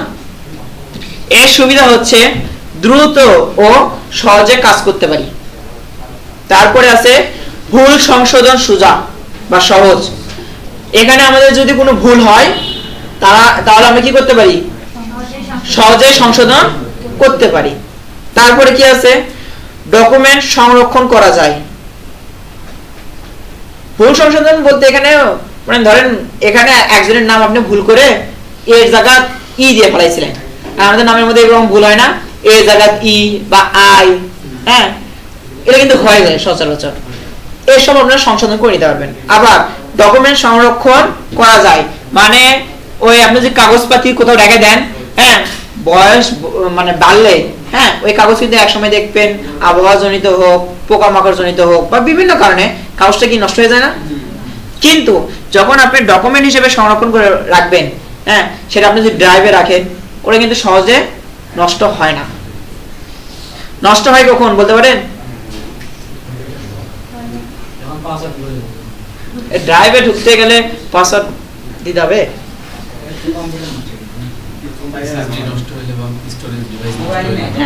স্টোরেজ ডিভাইস নষ্ট হয়ে গেলে, তারপরে যেটা আপনি স্টোরেজ করতেছেন সেই ডিভাইসটা যদি নষ্ট হয়ে যায়, হ্যাঁ, এখানে ড্রাইভ বলতে গুগল ড্রাইভের কথা বলিনি, বুঝতে পারছেন? আপনারা যে হচ্ছে যে পোর্টেবল ড্রাইভ আছে না, সেই ড্রাইভগুলোর কথা বলতেছি, ওটার মধ্যে আপনার পেন ড্রাইভও পড়ে, বুঝতে পারছেন? আর হচ্ছে এই ড্রাইভটা আবার নষ্ট হতে পারে এই কারণেও যখন আপনার ওই ডিভাইস বা ড্রাইভের ভিতর কি ভাইরাস ঢুকছে, তখন কি করবে, ওর ভিতরে যে ফাইলগুলো আছে সে তখন সেগুলো নষ্ট করে ফেলবে। তারপরে পেশাদার মানে ডকুমেন্ট তৈরি, মানে একটা সুন্দর ডকুমেন্ট তৈরি হবে। কারণ আমি যদি হাতে লিখে যদি চিঠি দিই, লেখার ধরন সবসময় এক থাকবে না, কাটাকাটি হতে পারে, বানান ভুল হতে পারে, পরে লাস্টে আমাদের ফুলি ইউজ করা লাগতে পারে, তাই না? কিন্তু আমরা যখন কম্পিউটারে ওয়ার্ড প্রসেসিং ইউজ করব তখন বানান ভুল হওয়ার কোনো অপশনই নাই, ভুল হচ্ছে নিজেই পুনরায় শুদ্ধ করে নিলাম। আর যখন আমি যখন পেন দিব, সব করা এক ধাঁচে একভাবে সুন্দরভাবে চলে আসবে না? লেখলে কিন্তু অনেক সময় দেখবেন প্রথম লাইনের থেকে দ্বিতীয় লাইনের গ্যাপ কম, আর একটা দেখবেন গ্যাপ বেশি হয়ে গেছে, এটা হয় না লিখতে গেলে? কিন্তু এখানে কিন্তু আর তা হবে না, সব করা কিন্তু একদম ইচ্ছা মতো আমি গ্যাপ কিরকম রাখবো না রাখবো সবকিছু ঠিক করতে পারি। তারপরে আছে কি সময় ও কাগজ সাশ্রয়। এতে আমার কি হয়, সময়ও বাঁচে প্লাস কাগজও সাশ্রয় হয়। কাগজ কিভাবে সাশ্রয় হয়, ধরেন আপনাকে একটা চিঠি লিখতে দিছি, বানানের মধ্যে ভুল হয়েছে, আপনি কি ওই কাগজ ওই চিঠি আমাকে দিবেন? আপনি কি করবেন, এরপরে আবার শুদ্ধ করে সুন্দর করে লেখার চেষ্টা করবেন, তখন কি ওই কাগজটা আমার কি নষ্ট হচ্ছে। কিন্তু আমি যখন এই ওয়ার্ড প্রসেসিং সফটওয়্যারটা ইউজ করবো তখন আমার কি বানান ভুল হয়েছে, হ্যাঁ আবার ঠিক করে নিলাম। আবার এখানে কিন্তু একটা সুবিধাও আছে, আপনি যখন কোনো কিছু লিখবেন, হ্যাঁ ইংলিশ ভাষা যখন ইউজ করবেন ওয়ার্ড গুলো, সেই ক্ষেত্রে আপনার বানান ভুল হয়েছে কিনা F7 মানে এখানে আপনি গ্রামার প্লাস স্পেলিং চেক করা যায় যে বানানটা ঠিক আছে নাকি ভুল, ওটার মাধ্যমে কিন্তু আপনার বানানগুলো ভুল সংশোধন করে নিতে পারবেন। কিন্তু আপনি যখন হাতে লিখবেন তখন কি বানান ভুল না ঠিক আপনার মাথার মধ্যে যেটা আসছে সেটা কিন্তু চলে আসে, তাই না? তখন আমরা কি বলি, কলম পিছলে গেছিল, এই জন্য ভুল হয়ে গেছে। আমরা যখন অনার্স করেছিলাম তখন আমাদের স্যার বলতো যে অনার্স লাইফে স্টুডেন্টরা কখনো ভুল হতে পারে না, ওদের কলমটা পিছলে গেছে, ওরা কলমের দোষ ছিল, এই জন্যই ভুলটা আসছে, না স্যার ঠিকই লেখছে। ও তার স্কুলের বাচ্চা না যে ও ভুল করবে, এরকম কি ব্যাপার, সবাই তার কারোর মনের মধ্যে কিছুই নাই।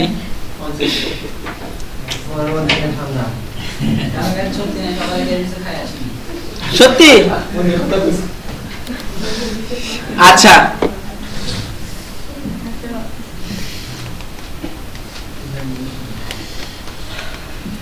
আজকে আমরা যে ক্লাসটা করেছি, এতক্ষণ ধরে যে কথাগুলো বলেছি, হ্যাঁ তার মধ্যে থেকে কিছু প্রশ্ন একটু ধরা যেতে পারে, বা প্রশ্ন পরেই ধরবো। তার আগে বলেন আমরা যা শিখাইছি তার মধ্যে ওয়ার্ড প্রসেসিং কি এটা কি বুঝতে পারছেন? এটা নিয়ে কারো কোনো সমস্যা আছে? ডকুমেন্ট তৈরি বলতে কি বোঝায়, বা ডকুমেন্ট তৈরি করতে পারবেন? হ্যাঁ এখন তো জোরে কথা বলেন। তারপরে ফন্ট ফরম্যাটিং এটা কি করতে পারবেন? তারপরে প্যারাগ্রাফ ফরম্যাটিং কেন প্রয়োজন এটা কি বুঝতে পারছেন? বা এটা কেন কিভাবে করতে পারবো সেগুলো করতে পারবেন? তারপরে কপি পেস্ট, সেই যে কন্ট্রোল সি আর কন্ট্রোল ভি এর কাজগুলো কি সেটা কি করতে পারবেন? আচ্ছা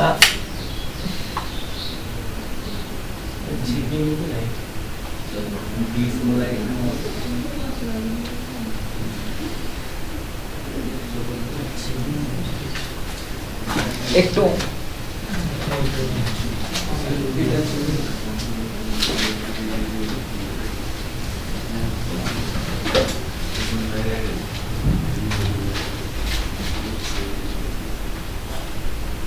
এটা হচ্ছে আমাদের হচ্ছে আপনাদের অ্যাসেট প্রজেক্টের ক্লাস না, এটা আমাদের ওখানে পাঠাতে হবে, এই হিসাব করে এটা করা। যদি এটা আমার মনে ছিল না, এটা আরো সকালে আমরা করা লাগতো। আচ্ছা এখানে অ্যাড কর।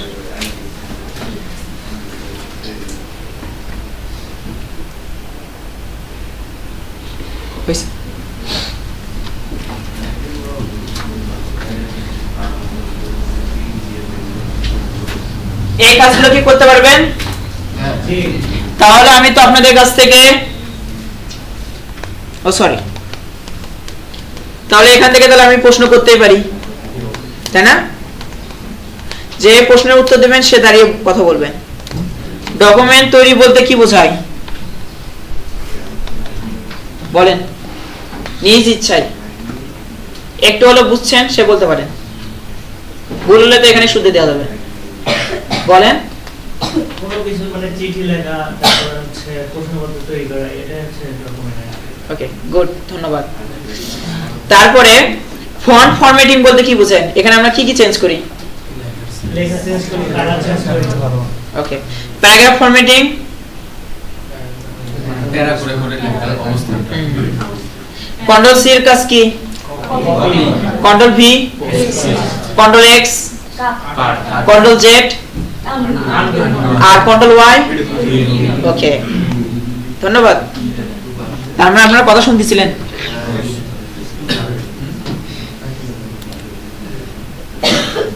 তার মানে আপনারা এখন বলতেছেন যে আপনারা ওয়ার্ড প্রসেসিং কি সেটাও জানেন, ডকুমেন্ট তৈরি করার নিয়ম এটাও জানেন, ফরম্যাটিং কিভাবে করতে হয় সেটাও জানেন, প্লাস ফাইলটা সেভ করতেও জানেন। এরপর আমরা কি করব? প্র্যাকটিক্যাল করতে যাব, প্র্যাকটিক্যালে করে দেখাবো। তার আগে একটা জিনিস, সেটা হচ্ছে প্র্যাকটিক্যাল করার আগে আমি আপনাদের একটা জিনিস দেখাই যে আজকে আমরা কি করেছিলাম, মডিউল 3 এখানে কি ছিল? Word processor. আর আগামী দিন আপনাদের কি ক্লাস করানো হবে? আপনাদের নেক্সট ক্লাসের টপিক হচ্ছে মডিউল 4, সেখানে আপনাদের কি আছে? স্প্রেডশিট, যেটা কি এক্সেল। আগামী দিন আপনাদের এক্সেল সম্পর্কে ধারণা দেওয়া হবে। হতে পারে ওয়ার্ডের কাজটা আজকে কি একটু বেশি হয়ে যাচ্ছে না? এগুলো প্র্যাকটিক্যালি করব না আমরা? হ্যাঁ, আপনাদের তো ডিপলি শিখাবে, আপনাদের প্রত্যেকটা পার্ট একদম, মানে যেদিন হোম শিখাবে সেদিন হোম, তারপর পেজ সেটআপ যেদিন শিখাবে শুধু পেজ সেটআপই, যেদিন ফরম্যাট শিখাবে সেদিন শুধু ফরম্যাটই শিখাবে। কিন্তু এনারা ডিজিটাল মার্কেটিং এর স্টুডেন্ট, তো এদের এসবের উপর এত বেসিকের দরকার নেই, মানে এত ডিপলি শেখার দরকার নেই। কিন্তু এদের এখন কোনো কাজ করলে এদের ওই ফাইলটা দেওয়া লাগবে না।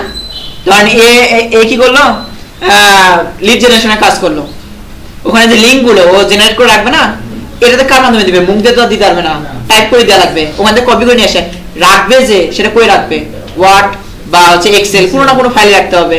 তাহলে ওই কাজ শেখা লাগবে না। আবার ও যে ওটা যে নিল, ঠিক আছে, সফট কপি নিল, স্যারে যখন দিবে, স্যার যখন কাউকে দিতে চাইবে তখন কি ওকে সফট কপি নেবে না কিন্তু হার্ড কপি নেবে? তাহলে ওকে প্রিন্ট দেওয়া শেখা লাগবে না। এই জন্য আমাদের এই বেসিক কাজগুলো দেখানো দরকার হয়। অবশেষে কি বলতে পারি? Thank you. এটা কি এই পর্যন্ত আপনাদের কি ক্লাস হলো?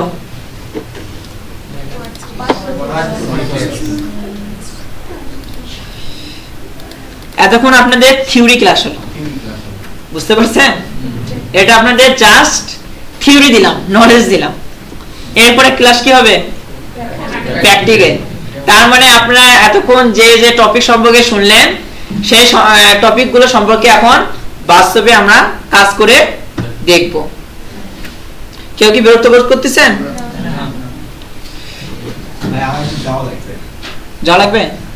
আচ্ছা, বাইরে ডিজিটাল মার্কেটিং, ওকে, বাইরে যে হচ্ছে সিগনেচার করবেন, প্লাস স্যারের সাথে কথা বলে দেখেন স্যার কি বলে।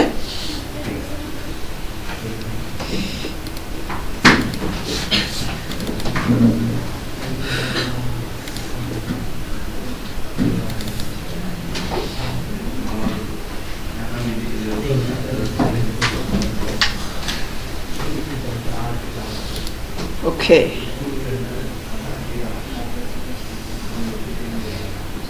এগুলো তো করানো হয়েছে, লার্নিং আউটকাম, ওয়ার্ড প্রসেসিং, এগুলো লাগতেছে না। আচ্ছা, ওয়ার্ড প্রসেসিং চালু করার ধাপ। এখন এখানে আমাদের ওয়ার্ড প্রসেসিং চালু করার ধাপ ছিল না, এটা আমরা চালু করব, ঠিক আছে, মেনে নিলাম, চালু করব। এখন চালু যে করব, এখানে আমাদের সিস্টেম কিভাবে বলছিল, স্টার মেনুতে ক্লিক করুন এবং সার্চ লিখুন মাইক্রোসফট ওয়ার্ড। আচ্ছা, একটা কাজ করি, এটাকে আগে ইয়ে করি, পিডিএফ বানিয়ে নিই, না স্যার ডিস্টার্ব করবে, কারণ দুইটাই যদি ওয়ার্ড ফাইলের মধ্যে আমি কাজ করি তাহলে ডিস্টার্ব করে।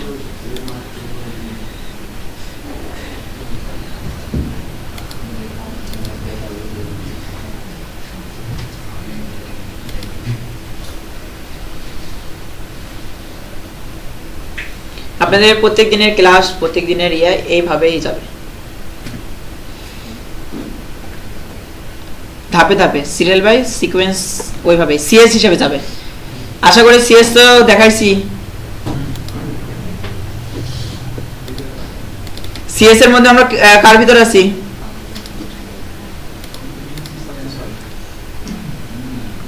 এই যে এর আগের দিন আমরা কি নেগোসিয়েশন শিখাইছিলাম না? সে কি জেনারিক কম্পিটেন্সি ছিল। আজকে হচ্ছে সেক্টর স্পেসিফিক এর মধ্যে এই যে অফিস অ্যাপ্লিকেশন, তার মধ্যে আমরা এর আগের দিন আমরা কি এই দুইটা শিখাইছিলাম, কম্পিউটার অন করা দেখাইছিলাম এবং সফটওয়্যার ইনস্টল করা এবং আনইনস্টল করা দেখাইছিলাম না, প্র্যাকটিক্যালি দেখাইছি।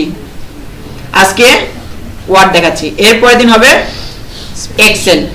এটা কিন্তু কিভাবে দেখাচ্ছি আপনাদের সিএস এর উপরে পার্ট বাই পার্ট প্রত্যেকটা টপিক অনুযায়ী আপনাদের শেখাচ্ছি। আবার আপনাদের যখন মানে অ্যাসেট প্রজেক্ট থেকে লোক আসবে আবার বলেন না সিএস জিনিসটা আবার কি।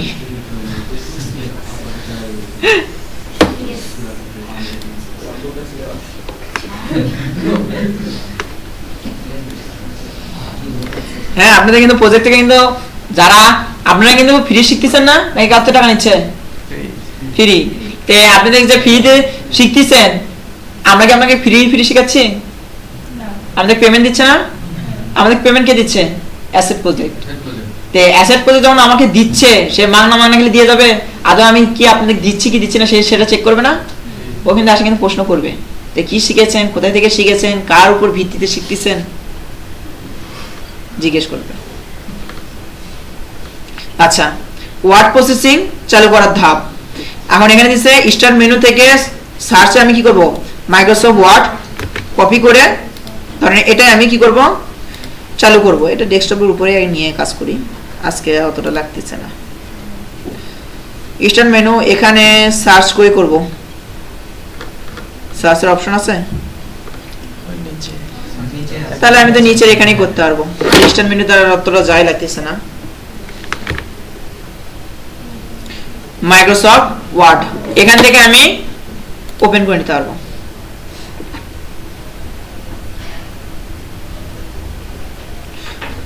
তারপরে কি বলছে,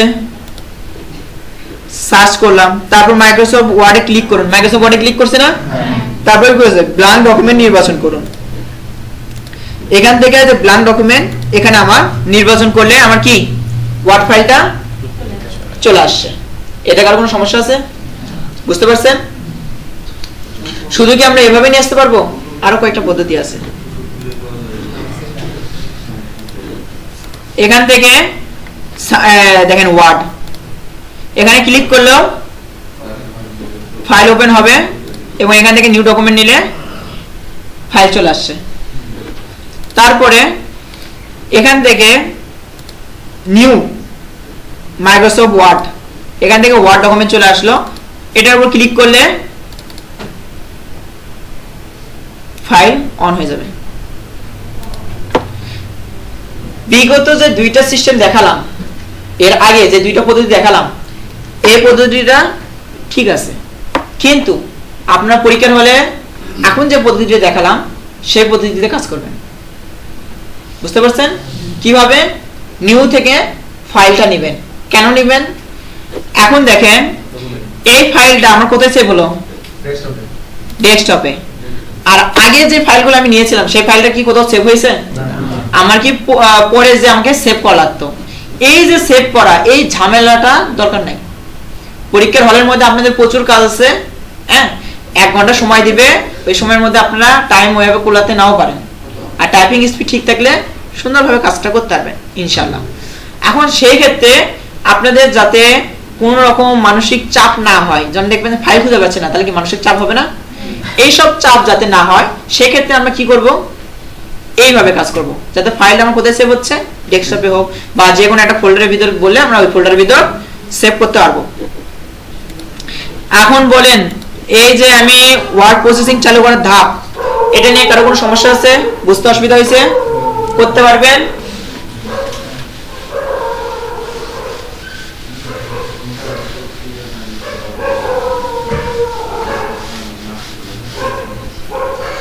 তারপরে কি আছে, নিউ ডকুমেন্ট তৈরি।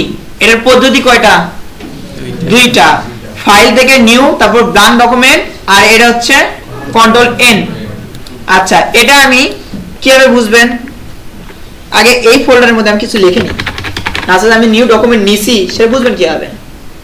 এখন দেখেন এই যে ফাইল, এটা কি মেনু বার। আগে আমি এই ওয়ার্ডে যখন ঢুকছি ওয়ার্ডের সাথে একটু পরিচয় করে দিই।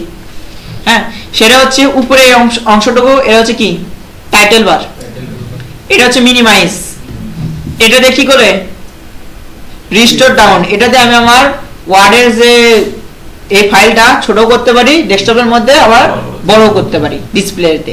ক্লোজ করলে কেটে ফেলে দেবো বা এটা বন্ধ করে দেবো। এইখানে যে অপশনগুলো দেখতেছেন এগুলো হচ্ছে মেনু বার, আর এইখানে যা কিছু আছে এটা সব রিবন, হ্যাঁ, বা অপশন বার। হ্যাঁ, এটা আপনাদের এনএসডি ফরম্যাটে এখানে রিবন দেওয়া আছে।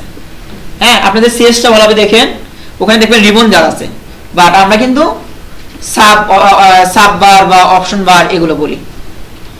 উপরে মেনু, তারই এগুলো অপশন। এটা হচ্ছে ডকুমেন্ট পেজ বা টেক্সট এরিয়া, যেটা বলবেন সেটাই ঠিক আছে, বুঝতে পারছেন? মূল কথা এটা হচ্ছে আমার টেক্সট এরিয়া, এর মধ্যে তো আমার লেখা হবে। এই যে চারখানা বক্স দিতেছেন না, এর ভিতরে আমি লিখতে পারবো। আর এর বাইরে এখানে যে ফাঁকা, এখানে যে ফাঁকা, এগুলো কি মার্জিনের বাইরের অংশ। কথা বুঝতে পারছেন? যাচ্ছি ওইদিকেও যাবো। এখানে আমরা জানতে পারবো আমার পেজ কয়টা আছে এবং আমি কয় নাম্বার পেজে আছি। এখানে আমি এই পর্যন্ত কয়টা ওয়ার্ড লিখছি, হ্যাঁ, সেটা এখানে আমরা দেখতে পারবো।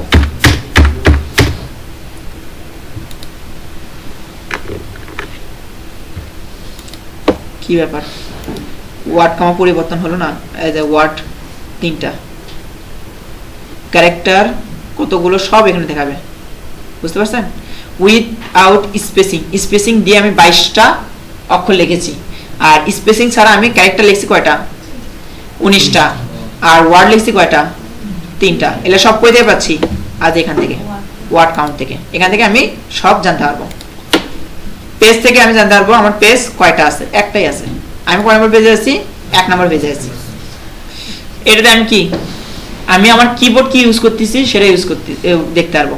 এটা হচ্ছে ইউনাইটেড কিংডম কিবোর্ড। অনেকজনের কিবোর্ড এটা চেঞ্জ করা যায়। অনেক সময় দেখবেন যে কোনো কারণে আপনি লিখতেছেন একটা, লেখা উঠতেছে আরেকটা, তখন বুঝবেন কি এখানে এই যে কিবোর্ডে যে এটা কোনো কারণে পরিবর্তন হয়ে গেছে, যার কারণে আপনি লেখা লিখতেছেন একটা, হচ্ছে আরেকটা। গেল। এটা দিয়ে পেজ হচ্ছে বইয়ের মতন দেখাবে। এটা দিয়ে লেআউট, হ্যান্ড লেআউট আছে না, আমরা যে খাতা যেটা আমরা প্রিন্ট দিই, পেজ, আর এই তিন নম্বর অপশন দেখতে পাচ্ছেন, মানে মাঝখানে অপশন। এটাতে আমরা ওই পেজ যেটা আমরা হ্যান্ড নোট বের করি সেটা। আর এটা হচ্ছে ওয়েবসাইট, ওয়েবসাইটে দিলে আমরা যেরকম দেখতে পারি ওই লেখাগুলো এরকম। আর এটাতে আমি কি ছোট করতে পারি, বড় করতে পারি, জুম আউট। এখানে হাইস্ট কত বন্ধ করা যায়?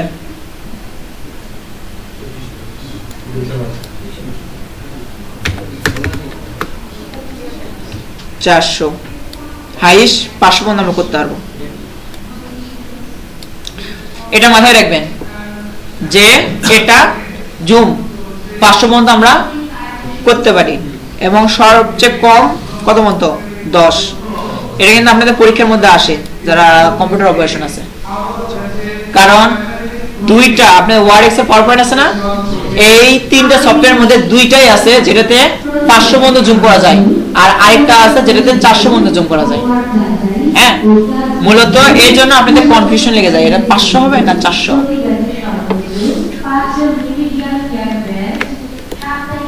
আচ্ছা,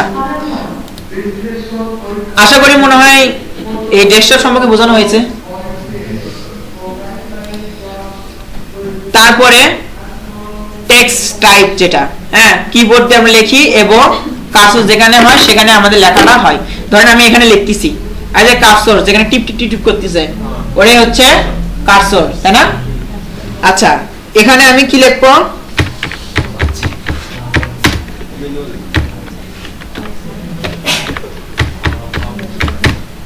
ঠিক আছে, আমি যেটা লিখলাম সেটা হয়ে গেল। কিভাবে হলো? আমি কিবোর্ডে দেখতেছি, ওই জন্য হলো, এবং কার্সর যেখানে ছিল সেখানে লেখাটা হচ্ছে। এখন আমি এই পর্যন্ত লিখছি, এখন আর লিখবো না, পরের লাইনে লিখবো, তখন আমি কি ব্যবহার করব, ইন্টার দিয়ে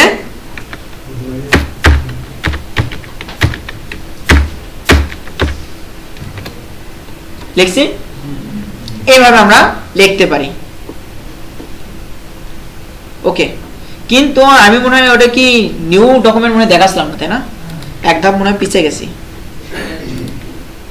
আর এটা নিউ ডকুমেন্ট, এটা কিভাবে করব, ফাইল, এখান থেকে আমি নিউ থেকে ব্ল্যাঙ্ক ডকুমেন্ট নিলে আমার কি হবে, আজ নতুন একটা ডকুমেন্ট চলে আসছে, এটা আছে, এটা নতুন চলে আসছে, এটা কিন্তু আবার আলাদা পেজ। আবার আমি যদি এখানে কন্ট্রোল এন মারি, নতুন একটা ডকুমেন্ট চলে আসবে। এই পেজ আর ওই পেজের মধ্যে কোনো সম্পর্ক নাই, দুইটা আলাদা জিনিস। বুঝতে পারছেন? ওকে, আপনারা বুঝতে পারলে তো আলহামদুলিল্লাহ। হ্যাঁ, না না বুঝলে তো বোঝানো লাগবে শতবার।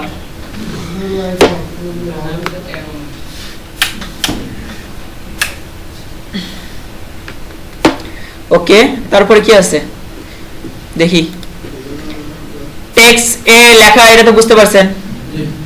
তারপরে আছে কি, টেক্সট সম্পাদনা। এখানে ফার্স্টে কি বলছিলাম, ব্যাক স্পেস, যা কি করে বাম পাশে লেখাগুলো মুছে। ধরেন এখানে আমার কিছু লেখা আছে, হ্যাঁ, এর বাম পাশ কোনটা, এই পাশের গুলো। আমি এখন কি করব, কিবোর্ড, আমার যে কিবোর্ড আছে এই কিবোর্ডের ব্যাক স্পেস আমি মারতেছি, কোন দিকে যাচ্ছে, বাম দিকগুলো মুছে যাচ্ছে। এখন আমি তারপরে কি আছে, ডিলিট করলে কি ডান পাশের লেখাগুলো মুছবে। এখন আমি এখানে কি ডিলিট বাটন দিলাম, বুঝতেছে? এটাই ডান দিক দিলে, ডান দিকে লেখা মুছতে গেলে কি করবেন, ডিলিট মারবেন, আর ব্যাক স্পেস মারলে কি হবে, বাম দিকে। আবার আমরা শুধুমাত্র এইটুকু না, জাস্ট এইটুকু সিলেক্ট করেও যদি আমরা ডিলিট মারি তাহলে ওই লেখাগুলো ডিলিট হয়ে যাবে। আবার শুধু ওটা না, আমি তখন বললাম না ছোট বাচ্চারা ভুল করে ফেল দিছে, আজ আমি এইটুকু সিলেক্ট করছি, করে আমার কপি করার কথা, কিন্তু আমি ভুল করে কোনো একটা অক্ষর টিপ পাঠিয়ে দিছি। এখন কি হলো, ওই লেখাটা সরে যায়, ওই অক্ষরটা বসলো। এখন আমার কি করা লাগতো, কন্ট্রোল জেড, এটা কি হলো, আনডু। কিন্তু আমি বলছি না, পি লিখছি ওটাই ঠিক আছে, তাহলে এখন কি করবো, কন্ট্রোল ওয়াই, এটাতে কি হলো, রিডু। আচ্ছা, এখন ব্যাক স্পেস দেখলেন, ডিলিটও দেখলেন, হ্যাঁ, আনডু দেখলেন, রিডু দেখলেন, কিন্তু মাঝখানে কি ছিল, কাট, কপি, পেস্ট। আচ্ছা, এখানে আগে কি দেখাবো, কপি, কন্ট্রোল সি, এটা কপি। এখন এখানে কার্সর আছে না, স্পেস দিয়ে এখানে ভি দিলাম, তাই কি হলো, ওখানেও লেখা আছে, এখানেও, হ্যাঁ, পেস্ট হয়েছে। যার কারণে ওখানেও লেখা আছে, এখানেও লেখা আছে। কেন লেখা আছে, আমি কপি ইউজ করছি। আর এখানে আমি ধরেন এটাকে আমি কন্ট্রোল এক্স দিলাম, তার মানে কি কাট, লেখা কি হারিয়ে গেল বা মুছে গেল। এখান থেকে আমি পেস্ট দিলাম এখানে, তাহলে কি হলো, ফাইলটা এখানে থেকে গেল, তাই না? এখন আপনি কপি করেন বা পেস্ট করেন, একবার যখন করবেন, লাস্ট বার যেটা করবেন, কপি করেন আর পেস্ট করেন, সেটা যতবার ভি মারবেন চলে আসবে। দেখছেন, আমি যদি এটা কপি করছিলাম না, তারপর কন্ট্রোল ভি মারতে থাকতাম, তাহলে খালি এই লেখায় বারবার আসতো। আবার আমি যে কাট করছি, তারপরে যদি আমি কন্ট্রোল ভি মারি, ওই লেখাটাই বারবার আসবে। কখন আসবে, কার্সর যেখানে আছে সেখান থেকে পরে চলে আসবে। আশা করি সবাই বুঝতে পারছেন। আপনাদের অনেকের কাছে মনে হয় একদম করছে, বারবার এলে কি দেখাচ্ছে, এগুলো একদম বাচ্চামো কাজ। প্রিন্স আর্য, এটা আমার আগের আইডি ছিল, সেটা আমার খুব কষ্টদায়ক, আইডিটা ফেসবুক থেকে ব্যান করে দিয়েছে। যাই হোক, কিন্তু দুষ্টামি না, ওখানে আমি একটা পেজ চালাতাম এবং ওখানে আমার মেনশন দেওয়া বেশি হয়ে গেছে। বুঝতে পারছেন, মেনশন যখন আপনি কোনো একটা সাইডের মেনশন বেশি পরিমাণ হয়ে যাবে, তখন ওরা জাজ করবে। এবং ওটা আমার সবকিছুই খুব হাই ছিল। হ্যাঁ, কিছুদিন গেলেও হয়তো আমার সরকার মানে হচ্ছে ফেসবুক থেকে হয়তো পে করা লাগতো, উনি আমার কাছে ভেরিফাইড করে নিতে চাইছিল, বাট আমার A90 এর সাথে তো ওটা আমার নাম ম্যাচ করে না, যার কারণে সুন্দর করে আলহামদুলিল্লাহ বলছে, এবং আমি আমার ওটা পরিচয় দিতে পারিনি দেখে ডাইরেক্ট বাতিল করে দিয়েছে। যাই হোক, তোমারটা দিয়ে দেন, আমরা ফলোয়ার বাড়াই দিই। না আমার ইউটিউব চ্যানেল আছে না, ওটা চলতেছে তো, নাম কি চ্যানেলে? প্রিন্স আরজন। মূলত আমি এটা নামে পরিচিত, আমার এই নাম তো আমার অফিসিয়াল নাম।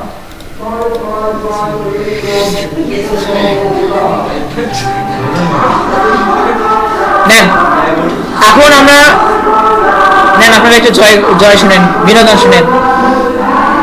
আমরা জয় করে ফেলাছি। এটা মাঝখানে বিনোদন হওয়া উচিত না, বিনোদন হচ্ছে না। এ শুনেন, আপনাদের রিসেন্ট ক্লাসগুলো হোক, তারপরে আপনাদের যদি ক্লাস করতে করতে যদি মনে হয় যে আজকে ক্লাস করতে ভালো লাগতেছে না, তাহলে আমি আপনাদের এখানে চাইলে প্রজেক্টরে গান দেখাতে পারবো, বিনোদন দিতে পারবো। কিন্তু কেউ আবার এটা বলেন না স্যার তাহলে আজকে চলে যায়, ছুটি দেন, এটা হচ্ছে বসেন না।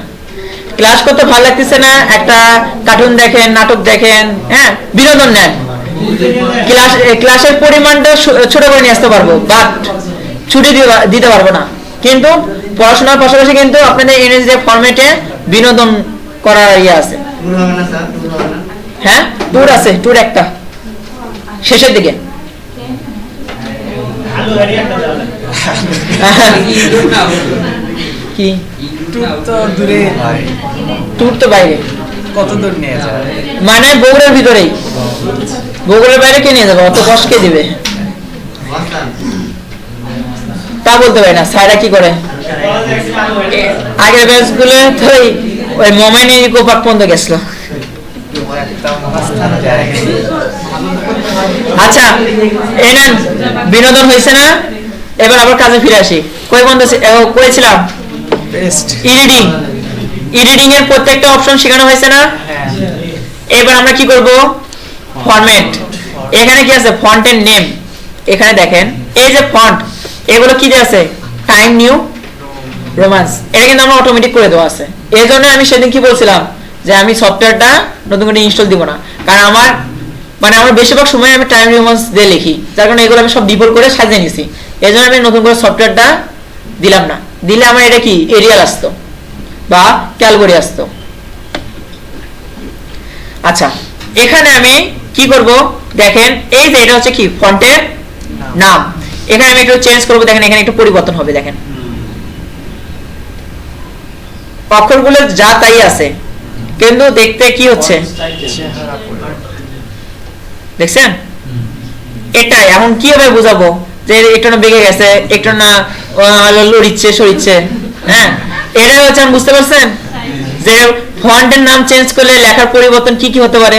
এখানে কিন্তু প্রত্যেক জায়গায় দেখেন পি আছে, আর আছে, আই আছে, সবই আছে, কিন্তু যে দেখার যে ধরনটা ছিল আগে যেটা যেরকম ভাবে দেখতাম সেই ধরনটা পরিবর্তন হয়ে গেছে। মানুষ একই আছে, একদিন শার্ট প্যান্ট পরে আছে, একদিন কোট পরে আছে, শুক্রবারের দিন থেকে পাঞ্জাবি পরে আছে। হ্যাঁ স্টাইলটা চেঞ্জ হয়েছে। এখন এই যে কালপুরুষ,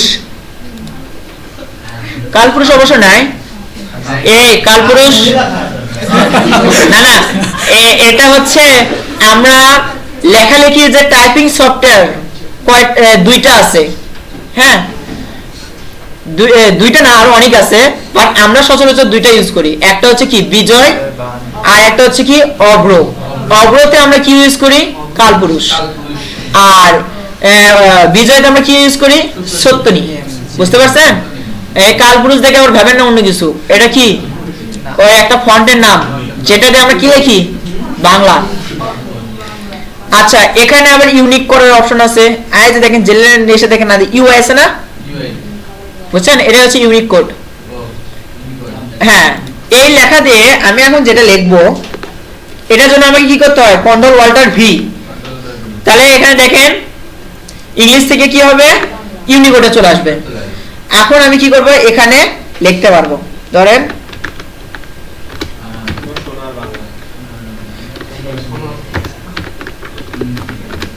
দেখেন এই যে লিখলাম, এটা কি বাংলা।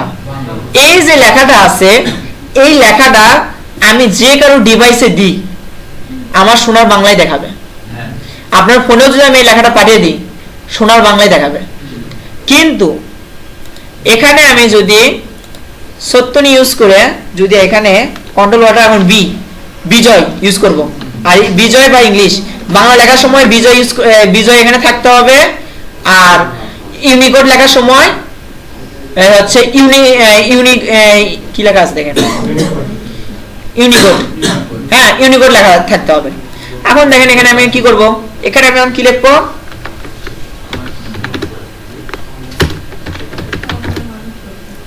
আসলে কি আমি হচ্ছে গ্লোভস লাগাইছি, যার কারণে আমার এই যে হাতটা ওইভাবে সেট হচ্ছে না, এক জায়গাটা অক্ষর আইছে চলে যাচ্ছে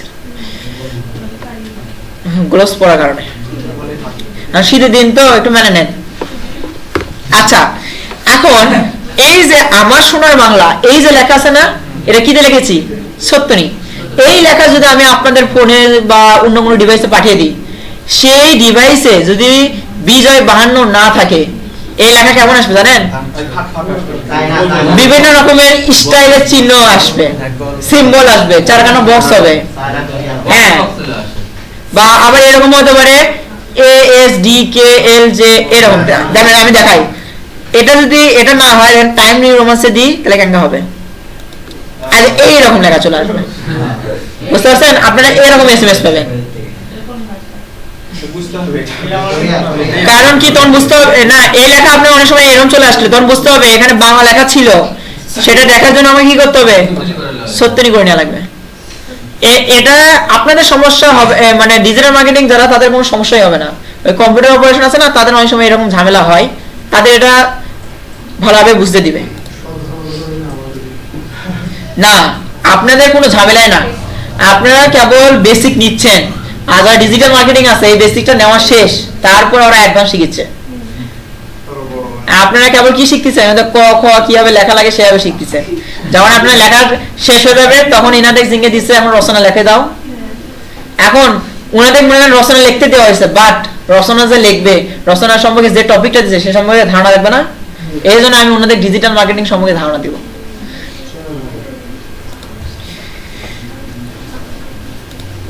ওকে, যাই হোক, তারপর কি ফন্টের সাইজের কাজ কি, এই যে আমার যে লেখাটা আছে এই লেখাটা ছোট দেখাচ্ছে, এই লেখাটা আমি কি করবো, বড় করবো।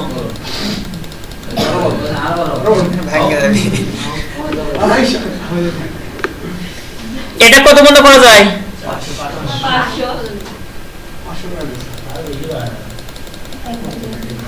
দেখি তো কত বন্ধ করা যায়।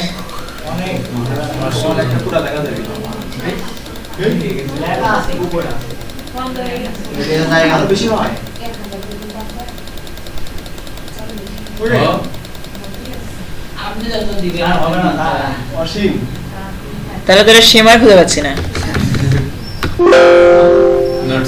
কত বন্ধ যাবে, 1638। এটা আপনারা একটু মাথায় রাখেন, আপনাদের ফন্ট 1638 এই পর্যন্তই যাবে, তার বেশি আর যাবে না। কিন্তু এখানে অপশন কত বন্ধ আছে, 8 থেকে 72।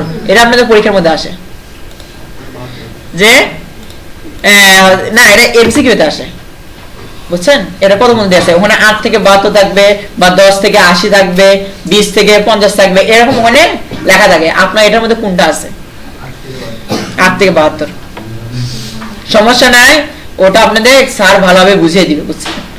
এখন জাস্ট খালি এই ধারণা রাখেন, এবার আমরা কি ফন্ট ছোট বড় করতে পারি। আবার এখান থেকে বড়, এখান থেকে ছোট।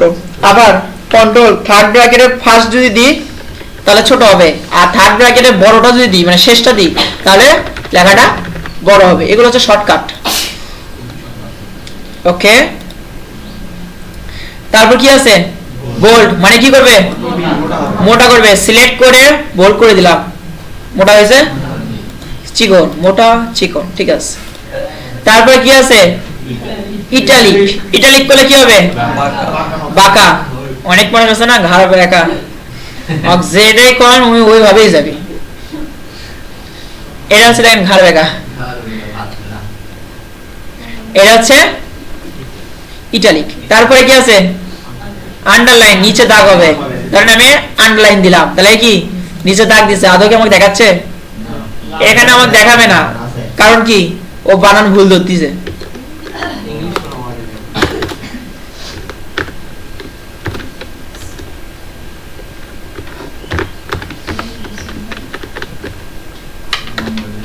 আচ্ছা, এটার নিচে আমি এখন ইউজ করি আন্ডারলাইন, হয়েছে? দেখা যাচ্ছে? ওকে, এখন এই যে আন্ডারলাইন, এটাও কিন্তু অনেক ভাবে আমি নিতে পারি। হ্যাঁ, স্টার্ট করতে হবে। হ্যাঁ, এটা ভিতরে অপশন কিন্তু আছে, ওটা আপনি করে নিন। এটার মধ্যে আরো অপশন আছে, সাব স্ক্রিপ্ট, সুপার স্ক্রিপ্ট, এগুলো আপনাদের অত জানার দরকার নেই, বেসিক তো। কারণ যারা ডিজিটাল কম্পিউটার অপারেশনের স্টুডেন্ট, তাদের এই প্রত্যেকটা টপিকই পার্ট বাই পার্ট দেখানো হবে, বুঝতে পারছেন? তাহলে তো একদিনই, তাহলে যদি এরকমই হয় ওয়ার্ড একদিনে যদি ক্লাসে সব দেখানো হয়ে যায়, তাহলে তো আর দ্বিতীয়বার কেউ ক্লাসই করতে আসবে না। আচ্ছা, ফন্টের কালার পরিবর্তন, ফন্টের কালার কিভাবে পরিবর্তন করব? এই লেখাকে সিলেক্ট করলাম, এটা হচ্ছে হাইলাইট, ওই যে আমরা যে মার্কার দিয়ে আমরা হাইলাইট করি না, এটা হচ্ছে সেটা। আর এটা হচ্ছে ফন্টের কালার। ফন্টের কালার আমি কি দিলাম? নীল দিলাম। এটা কি কালার? থামেন, ওয়েট করেন।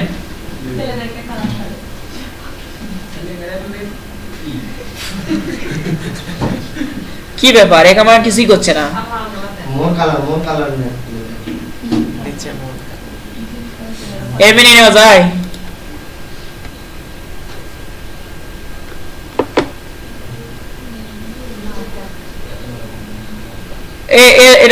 এটা কি রকম? আমার তো আগে দেখে দিচ্ছিল যে এটা কি কালার, রেড না হলুদ, এগুলো সব বলে দিচ্ছিল। আপডেট আসছে মনে হয়। কি ম্যান, আচ্ছা যাই হোক, এটা কি হলো, আমার লেখাটা আমি কালার করতে পারলাম। এবং আমি এটাকে কি করবো, যে মার্কাতে আমরা হাইলাইট করতাম না, এরকম যদি করতে মন চায় তাহলে আমি এটা ইউজ করব। তাহলে দেখেন হাইলাইট হয়ে গেছে। আবার এটাকে আমি যদি দূর করতে চাই, তাহলে আমার এই হাইলাইট থেকে পুরোটাকে সিলেক্ট করে নিতে হবে, এখান থেকে নো কালার। আর এখান থেকে আবার সিলেক্ট করে নিয়ে আপনাকে কি করতে হবে, কালো। হ্যাঁ, এখানে নো বলতে কিছু নাই, লেখার মধ্যে কালার না দিলে তো বিপদ। সাদা দিলে দেখতে পারবেন না, বাট কালো দিলে দেখতে পারবেন। সাদা পেজের মধ্যে সাদা দিলে দেখতে পারবেন না। যাই হোক, এখানকার যে অপশনগুলো সেটা কি বুঝতে পারছেন? ওকে, ধন্যবাদ, আপনারা তো খুব ভালো পারেন। প্যারাগ্রাফ ফরম্যাটিং, এখানে একটু দেখাই। অ্যালাইনমেন্ট, এর মধ্যে কি আছে? Left, centre, right, justify. আচ্ছা, এখানে এখন দেখেন আমি এটাকে কি করলাম, আই যে এটা প্যারাগ্রাফ, এটা হচ্ছে সেই প্যারাগ্রাফ, এটার মধ্যে আমি কি করলাম, লেফট। এই লেখা দেখেন উল্টা পাল্টা আছে না, তাহলে কি লেখাগুলো লেফটে চলে আসছে। আমি যদি এখন এটা সেন্টারে দিই, আর দেখেন এই পাশে কে বসে, এই পাশে কে বসে, মাঝখানে সব লেখা, দেখেন এটা কিন্তু মাঝখানে চলে যাচ্ছে। এটাকে খেয়াল করলে বুঝতে পারবেন, দেখেন লেফটে দিলে লেফটে চলে যাচ্ছে, সেন্টারে দিলে মাঝখানে চলে আসছে, রাইটে দিলে রাইটে চলে আসছে, এই পাশে অন গ্যাপ আছে। বাংলাদেশ, ওকে, লেফট, সেন্টার, রাইট। বাট এখানে একটা জিনিস আমি উদাহরণ দিতে পারবো না, সেটা কোনটা? জাস্টিফাই। এ তো একটা ওয়ার্ড, বুঝতে পারবেন না, কিন্তু এটার উপর আবার জাস্টিফাই বুঝতে পারবেন। এখানে দেখেন লাইনের সাথে লেগে গেছে, এখানেও লাইনের সাথে লেগে গেছে। নর্মাল অবস্থায় ইনকে থাকতো, বাট জাস্টিফাই করলে লেখাটা কিন্তু স্ট্যান্ডার্ড লেভেলে আসে। আপনাদের যে বইগুলো লেখা হয় সেটা কিন্তু জাস্টিফাই করে লেখা হয়, খবরের কাগজ সব জাস্টিফাই করে লেখা হয়। আচ্ছা, লাইন স্পেসিং, এটার কাজ কি? আর যে আমাদের এই যে লাইনের যে গ্যাপ, এই গ্যাপ গুলো এই যে লাইন স্পেসিং, এখান থেকে ধরেন আমি দিলাম, দেখেন বাড়তিছে, দেখছেন? বুঝতে পারছেন? এক লাইন থেকে আরেক লাইনের গ্যাপ বুঝতে পারতেছেন? আমি যেটা ক্লিক করবো ওটা নিয়ে নিবে, বাট প্রিভিউ হিসেবে আমাকে দেখাচ্ছে, দেখছেন? এক দিলে নরমাল, একটু গ্যাপ, আরেকটু গ্যাপ, আরেকটু গ্যাপ, দেখছেন? আমরা চাইলে এভাবে করতে পারেন। আর যদি মনে হয় যে না নরমালি থাক, নরমালি জাস্ট শেখানোর জন্য বললাম। এটা লাইন স্পেসিং শেষ। তারপর কি আছে? ইনডেন্টেশন। এটা কোথায় আছে? এই যে বাংলাদেশ, এখান থেকে আই যে এটা, ও আচ্ছা আচ্ছা আচ্ছা, এটা দিলে ওইদিকে যাবে আর এদিকে দিলে এটা এদিকে আসবে, বুঝতে পারলেন? ওই যে ধাপটা একটু পিছিয়ে গেল। আচ্ছা এখানে আমি দেখাচ্ছি, দেখছেন লেখাটা কি পিছিয়ে চলে আসলো না, সরে আসলো না? আরো সরে নিতে পারবো, ঠিক আছে? এটাই কিন্তু এটা কেন যে লেখা এখানে দেখাচ্ছে না? আমার তো আগে দেখাচ্ছিল, হয়তো রেকর্ড করতেছি, না না রেকর্ড করতেছি এই জন্য হয়তো এত কিছু দেখাচ্ছে না, একসাথে অনেকগুলো কাজ চলতেছে তো এই জন্য। তারপর কি আছে? Bullet numbering. বুলেট বা নাম্বারিং এরকম কিভাবে করি?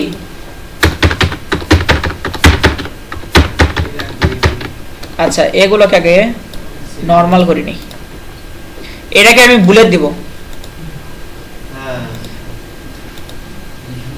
এগুলো কিন্তু সিম্বল, যেটাকে আমরা বুলেট হিসেবে চিনি। হ্যাঁ বুলেটের ভিতর সিম্বল, অরিজিনাল কথা হচ্ছে এটা বুলেট। আর বুলেটের মধ্যে এটা যে ডিজাইন যেটা আছে এটা আমরা বিভিন্ন রকমের সিম্বল ধরতে পারি। আচ্ছা এটা তো বুলেট গেল। এখন আমার কি বলছে এখানে কতগুলো ওয়ার্ড আছে, আমি নাম্বারিং করব, মানে এই স্টুডেন্ট এই রুমের মধ্যে যতগুলো স্টুডেন্ট আছে তার নাম প্লাস ওরা লিস্ট হিসেবে আমি নাম্বারিং ইউজ করি। তাহলে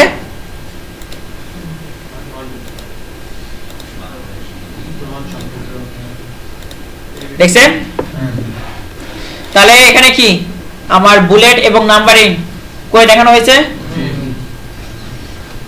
পেজ সেটআপ আপনাদের যেটা এগুলো বুঝছেন, এই যে এতগুলো যে কাজ আছে না, এরা মনে করেন কম্পিউটার অপারেশনের জন্য একদিনের ক্লাস, বুঝতে পারছেন? আর এটা আর পেজ সেটআপ এটা একদিনের ক্লাস, এগুলো প্রত্যেকটা এক এক দিনের ক্লাস। বা ডিজিটাল মার্কেটিং এর জন্য সবকিছু মিলে একদিনের ক্লাস।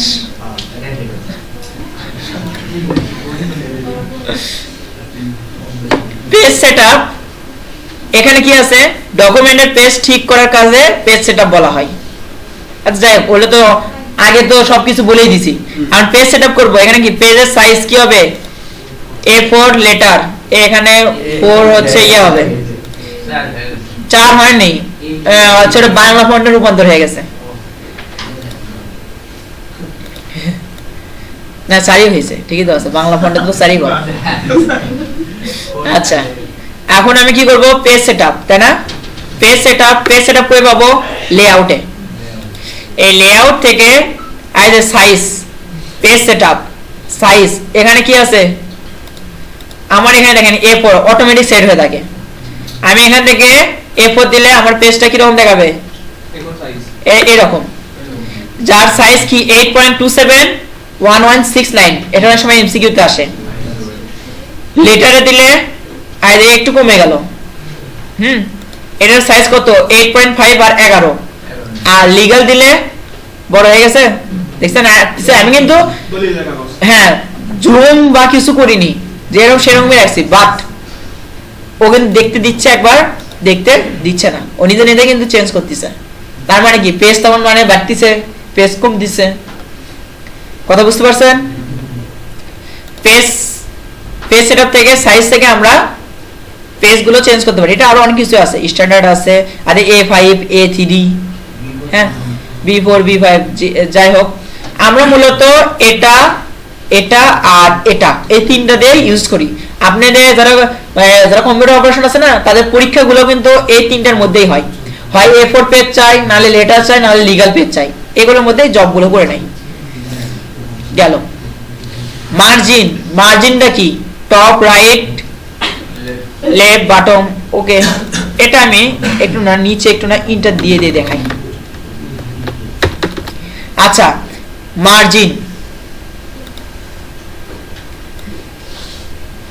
মার্জিনের এই যে এখানে যে অপশন আছে না, এখানে দেখতে পারবেন কি পরিবর্তন হয়, কি পরিবর্তন হচ্ছে।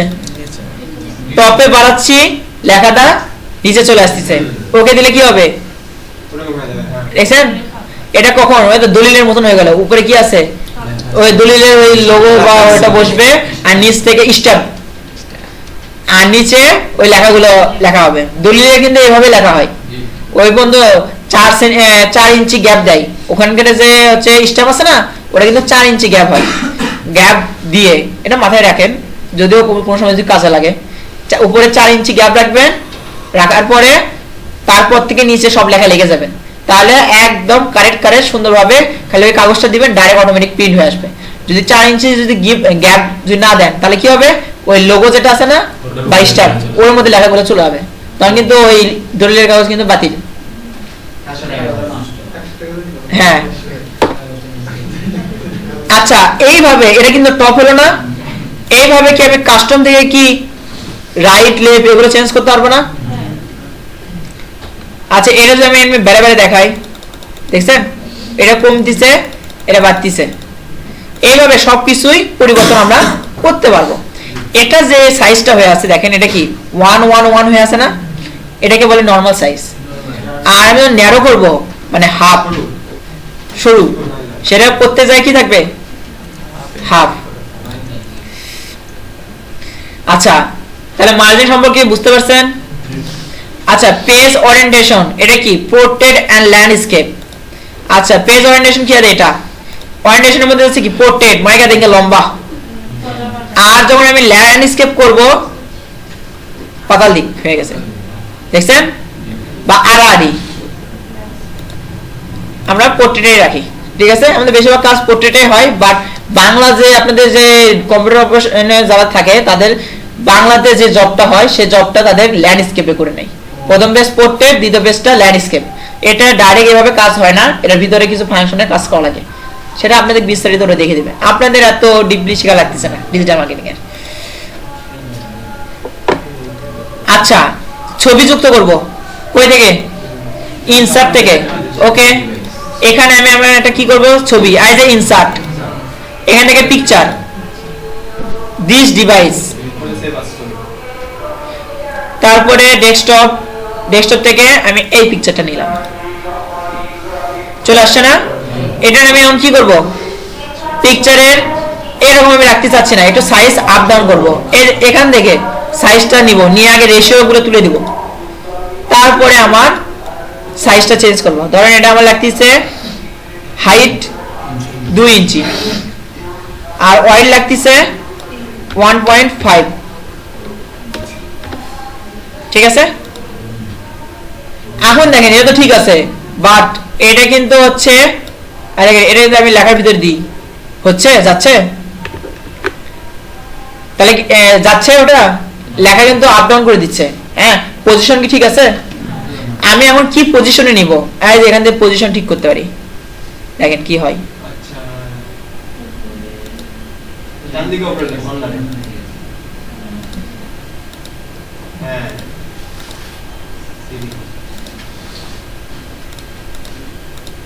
ঠিক আছে, এখানে আমি পজিশন চেঞ্জ করতে পারি, বাট আমি এভাবে কাজ করা পছন্দ করি না। আমি কাজ করি কিভাবে জানেন, এই যে ওয়ার্ডিং টেক্সট আছে, এখান থেকে বিহাইন্ড করি, না হলে ইনফো করি।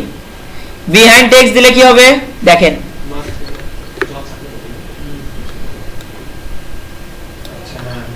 ছবিটা কি লেখার নিচে চলে গেছে, আর এখান থেকে যদি আমি ইনফো দিই তাহলে লেখাটাই উপরে থাকবে, ছবিটা কি নিচে চলে যাবে। এখানে আমি এটাকে আমি যেটা ইচ্ছে সেটা নিয়ে যেতে পারি, ঠিক আছে। ছবি আপনারা তো করতে পারতেছেন। তারপরে কি আছে, ইনসার্ট টেবিল, কলাম এবং রো নির্ধারণ করুন। ধরেন আমার এখানে আমার কি একটা টেবিল লাগবে, ইনসার্ট টেবিল, এখান থেকে ইনসার্ট টেবিলে যাব, এখান থেকে আমি কয়েকটা সিলেক্ট করে নিলে আমার হচ্ছে টেবিল চলে আসবে, বাট আমরা ইনসার্ট টেবিল দিব। এখানে কয়টা আমার হচ্ছে টেবিল লাগবে, কলাম লাগবে, হ্যাঁ 4টা, আর রো 3টা, রোই বেশি লাগে, কলাম কমই লাগে, 10টা। ওকে, দেখেন চলে আসছে। অবশ্য কারো দেখতে মনে হয় একটু অসুবিধা হলেও প্রিভিউ দিলে দেখেন, দেখতে পাচ্ছেন কি হয়েছে। স্যার, আপনার এমনি নরমাল লেখার সময় যে ঘর ঘর লাইন লাইন দেখা যাচ্ছে, এটা কি রিমুভ করা যায়? হ্যাঁ, এটা রিমুভ করা যায়, এটা অ্যাডভান্স অপশন থেকে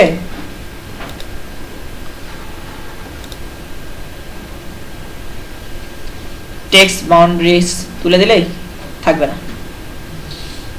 কিন্তু আমার ওটা লাগে, কারণ কি আজ আমার যে কার্সর এখানে আছে না, হ্যাঁ এর বাইরে কি আছে আমার মার্জিন আছে, এটা আমার বুঝতে সুবিধা হয়, যদিও আমার এখানে রুলার আছে বুঝতে সুবিধা যায়, বাট তারপরও আমি ওটা রেখে দিই যাতে আমার কাজ করতে সুবিধা হয়। নেন আপনাদের বুঝতে যদি এটাতে সুবিধা হয় এটাই করতে পারে, সমস্যা নেই। ওকে, তারপরে কি আছে? আচ্ছা টেবিল নিলাম, ঠিক আছে, এর মধ্যে আমি লিখতে পারবো যা ইচ্ছা লিখে গেলাম, সেটা পরের বিষয়। কিন্তু এই যে টেবিল, এর পাশে আমার একটা টেবিল লাগবে এই পাশে, তাহলে আমি কি করব? রাইট, আমার লাগবে বাম পাশে, এই লেখার বাম পাশে আমার টেবিল লাগবে। বুঝতে পারছেন? এই কলাম, এই দুটো কলাম, আর আমার এই লেখার উপরে ধরেন এখানে কিছু লিখলাম, এই লেখার কিছু লিখলাম, এই লেখার উপরে একটা কি লাগবে? রো লাগবে। এই লেখার নিচে একটা কি লাগবে? রো লাগবে। ঠিক আছে, কথা বুঝতে পারছেন? এইভাবে আপনারা এডিট করতে পারেন। আবার যদি মনে হয় যে না আমার এটা লাগিচ্ছে না, এখান থেকে ব্যাক স্পেস মারবেন, ওটা ডিলিট হয়ে যাবে। ঠিক আছে, এগুলো আবার আপনার মনে হলে আপনি বড় ছোট করে নিলেন। টেবিলের কাজ বুঝতে পারছেন, ছবি তো বুঝতে পারছেন, তারপর কি আছে? হেডার ফুডার আর পেজ নাম্বার। হেডার ফুডার কি? ইনসার্ট, এখানে দেখেন এই যে হেডার ফুডার, কি বলছিলাম, এটা কিন্তু হেডার ফুডারের অপশন, যার মধ্যে তাই কি হেডার ফুডার পেজ নাম্বার তিনটা কিন্তু একসাথে থাকে। কার মধ্যে থাকে? হেডার ফুডারের ভিতর থাকে। আচ্ছা এইখানে এই জন্য আমি বলি যে আমার কি দরকার, এখানে আমি ডবল ক্লিক করলেও আর এখানে হেডার ফুডারের মধ্যে আমি ঢুকে গেছি, আর দেখেন হেডার ফুডার অপশন চলে আসছে, আর যে ফুটার আর এখানে হেডার। এখানে আমি যদি কোনো কিছু লিখে দিই, ক্লোজ করে দিলাম, আর দেখেন এই পেজ আমি যা লিখছি এই পেজে তাই আসছে। আমি যদি আরো ইন্টার দিই, আর এই পেজে তো তাই আসছে, সব করে পেজেরই সেম লেখা চলে আসবে। আবার ঠিক তেমনি নিচে, এটা কি ফুটার না? এখানে আমি যদি কিছু লিখি, ক্লোজ করে দিই, প্রত্যেকটা পেজেরই নিচে তাই চলে আসবে। এটাই হচ্ছে হেডার আর ফুটারের কাজ। হেডারের কাজ প্রত্যেকটা পেজেরই উপরে, ফুটারের কাজ প্রত্যেকটা পেজের নিচে। আবার এটা তো সিম্পল ধারণা, কিন্তু কম্পিউটার অপারেশনটা এটাও জানবে এই পেজে নিব ওই পেজে নিব না, এই পেজগুলোতে নিব ওই পেজগুলোতে নিব না। এর ডিপলি আরো অনেক কিছু আছে, বুঝতে পারছেন? কিন্তু আপনাদের অত কিছু দেখার দরকার নাই। হ্যাঁ আসি,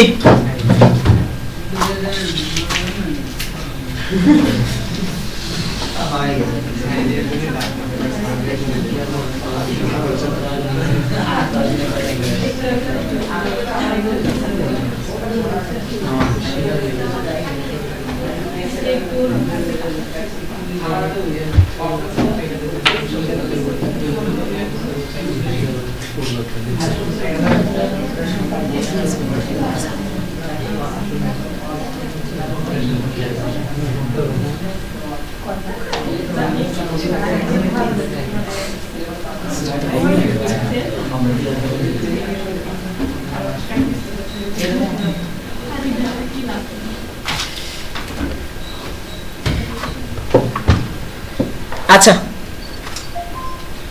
হেডার ফুটার বুঝতে পারছেন? এখন আমার যদি কি মনে হয় যে আমি কি নিব, পেজ নাম্বার নিব। হ্যাঁ, পেজ নাম্বার, এই যে পেজ নাম্বার আছে না, এই যে হেডার ফুটারের অপশন পেজ নাম্বার। এখান থেকে আমি কি করলাম, এই যে টপ আছে বটম আছে, হ্যাঁ এই বটমে আমি এসে নিচে একটা পেজ নাম্বার নিলাম। দেখেন এখানে কি আসলো 1, ক্লোজ করে দিলাম। যাই হোক এখানে 1 আসলো, 2, 3, এটা কি প্রত্যেকটা পেজ মানে নতুন নতুন পেজ নিব, পেজ নাম্বারগুলো চলে আসবে। তাহলে কি বলেন হেডারের কাজ কি, ফুটারের কাজ কি, পেজ নাম্বারের কাজ কি, বুঝতে পারলেন? ওকে, সর্বশেষ আমরা তো সব কাজে শিখলাম, এখন কি ফাইলটাকে আমার সংরক্ষণ করতে হবে না? এই যে সেভ, ফাইল থেকে সেভ বা সেভ অ্যাজ, শর্টকাট কি হচ্ছে কন্ট্রোল এস। এখন এই যে ফাইলটা আছে না, এই ফাইল আমি এই ফাইল থেকে দিব কি সেভ, আমার ফাইলটা সেভ হয়ে গেছে, যা কিছু করছি সেভ আছে। আমি ক্লোজ করে দিই, এই ডকুমেন্ট এটা না, এটা আমি ওপেন করে দিই।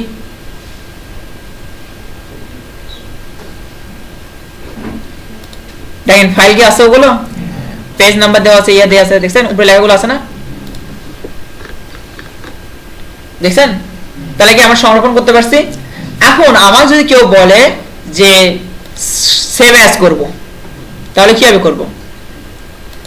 এই যে সেভ অ্যাজ, ধরেন এখানে ফাইল, এই যে সেভ অ্যাজ মারলাম। এখন এটা কই সেভ হবে? অপশনগুলো আসবে, ধরেন ডেস্কটপের উপর। ডেস্কটপের উপর আমি এই যে সেভ নাম আছে না, এই নাম আছে না, এই নাম দিয়ে আমি এখানে সেভ করলে এই ফাইল চলে যাবে, এই ফাইল থেকে যাবে। হ্যাঁ, এখন সেক্ষেত্রে আমার কি সেভ অ্যাজ করার সময় আমি যদি এই জায়গাতে যদি আমি এই ফাইলটা নতুন করে যদি রাখতে চাই, কোনো কিছু চেঞ্জ করে, তাহলে আমাকে কি করতে হবে? এখানে আমার নামটা পরিবর্তন করতে হবে। আমি চাইলে এখান থেকে পিডিএফ বানাতে পারবো, এটা দিলে ডক হয়ে যাবে, হ্যাঁ, আর এটা দিলে ডক ফাইল হবে। আর এখানে অনেকগুলো ফাইল আছে, যাই হোক আমি ওয়ার্ড ফাইলে রাখলাম, হ্যাঁ, এই জন্য খালি নামটা চেঞ্জ করলাম, দিয়ে সেভ। তাহলে ফাইলটা দেখেন এখানে কি নাম চেঞ্জ হয়েছে, তার মানে সেভ অ্যাজ দিয়ে আমার ফাইলটা নতুন ফাইল হয়ে গেছে। এবং এখানে যদি আমি দেখেন কোনো কিছু ধরেন এটা আমি বড় করে দিই, কন্ট্রোল এস মেরে বের হয়ে আসলাম, দেখেন এখানে আমার দুইটা ফাইল, এটা হচ্ছে প্রথম ফাইল,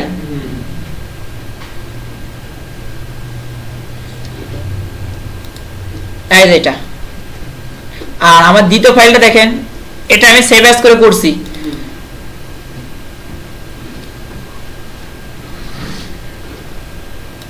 এর মধ্যে ছবিটা বড় করে দিছিলাম না, এইটুকুই দেন পরিবর্তন, বাদ বাকি লেখা টেখা যা আছে তা সেম সেমই আছে, বুঝতে পারছেন?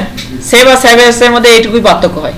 আপনি চাইলে ওই লেখা পুরোটা কপি করে রাখতে পারেন, বাট এই ফাইলের মধ্যে রাখলে আপনার কি করতে হবে? নাম চেঞ্জ করতে হবে। আর যদি না আপনি নাম চেঞ্জ করবেন না, তাহলে কি করতে হবে? এই যা সেভ করতে হবে না, এর ভিতরে যে ফোল্ডার আছে না, যে কোনো ফোল্ডারের ভিতর আপনি ওই নামে রাখতে পারবেন, বুঝতে পারছেন?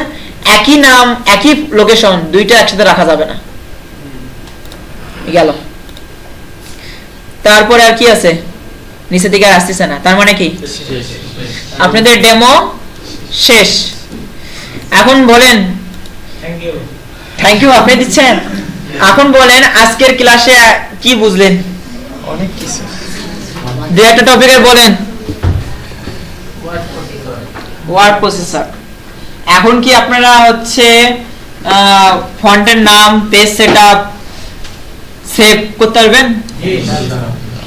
যদিও আপনাদের এগুলো ডিপলি আরো অনেক কিছু শেখানোর আছে, হ্যাঁ, এগুলো প্রত্যেকটা টপিকেরই ক্লাস একদিনে নেওয়া সম্ভব, বুঝতে পারছেন? আপনাদের যেটা দেখাচ্ছি না, এটা খালি ওই অপশন থেকে ওইটুকুই দেখানো হচ্ছে, কিন্তু ওটার ভিতরে গেলে বিভিন্ন রকমের বিস্তারিত আছে, ওগুলো আপনাদের অতটা দেখানো হয়নি। কারণ কি ক্লাসটা একদিনের না, এই জন্য আমি জাস্ট সিম্পল ওয়াইজ ধারণা দিলাম। সবাই কি বুঝতে পারছেন? কার তো কোনো সমস্যা নাই? ধন্যবাদ। আজকের জন্য এখানে সমাপ্ত। প্লাস ক্লাসটা যদি আপনাদের দ্বিতীয়বার দেখার ইচ্ছা মনে হয়, তাহলে আমি হচ্ছে লিঙ্কটা দিয়ে দিব গ্রুপের মধ্যে, আপনারা ওখান থেকে ইউটিউব থেকে দেখে নিন।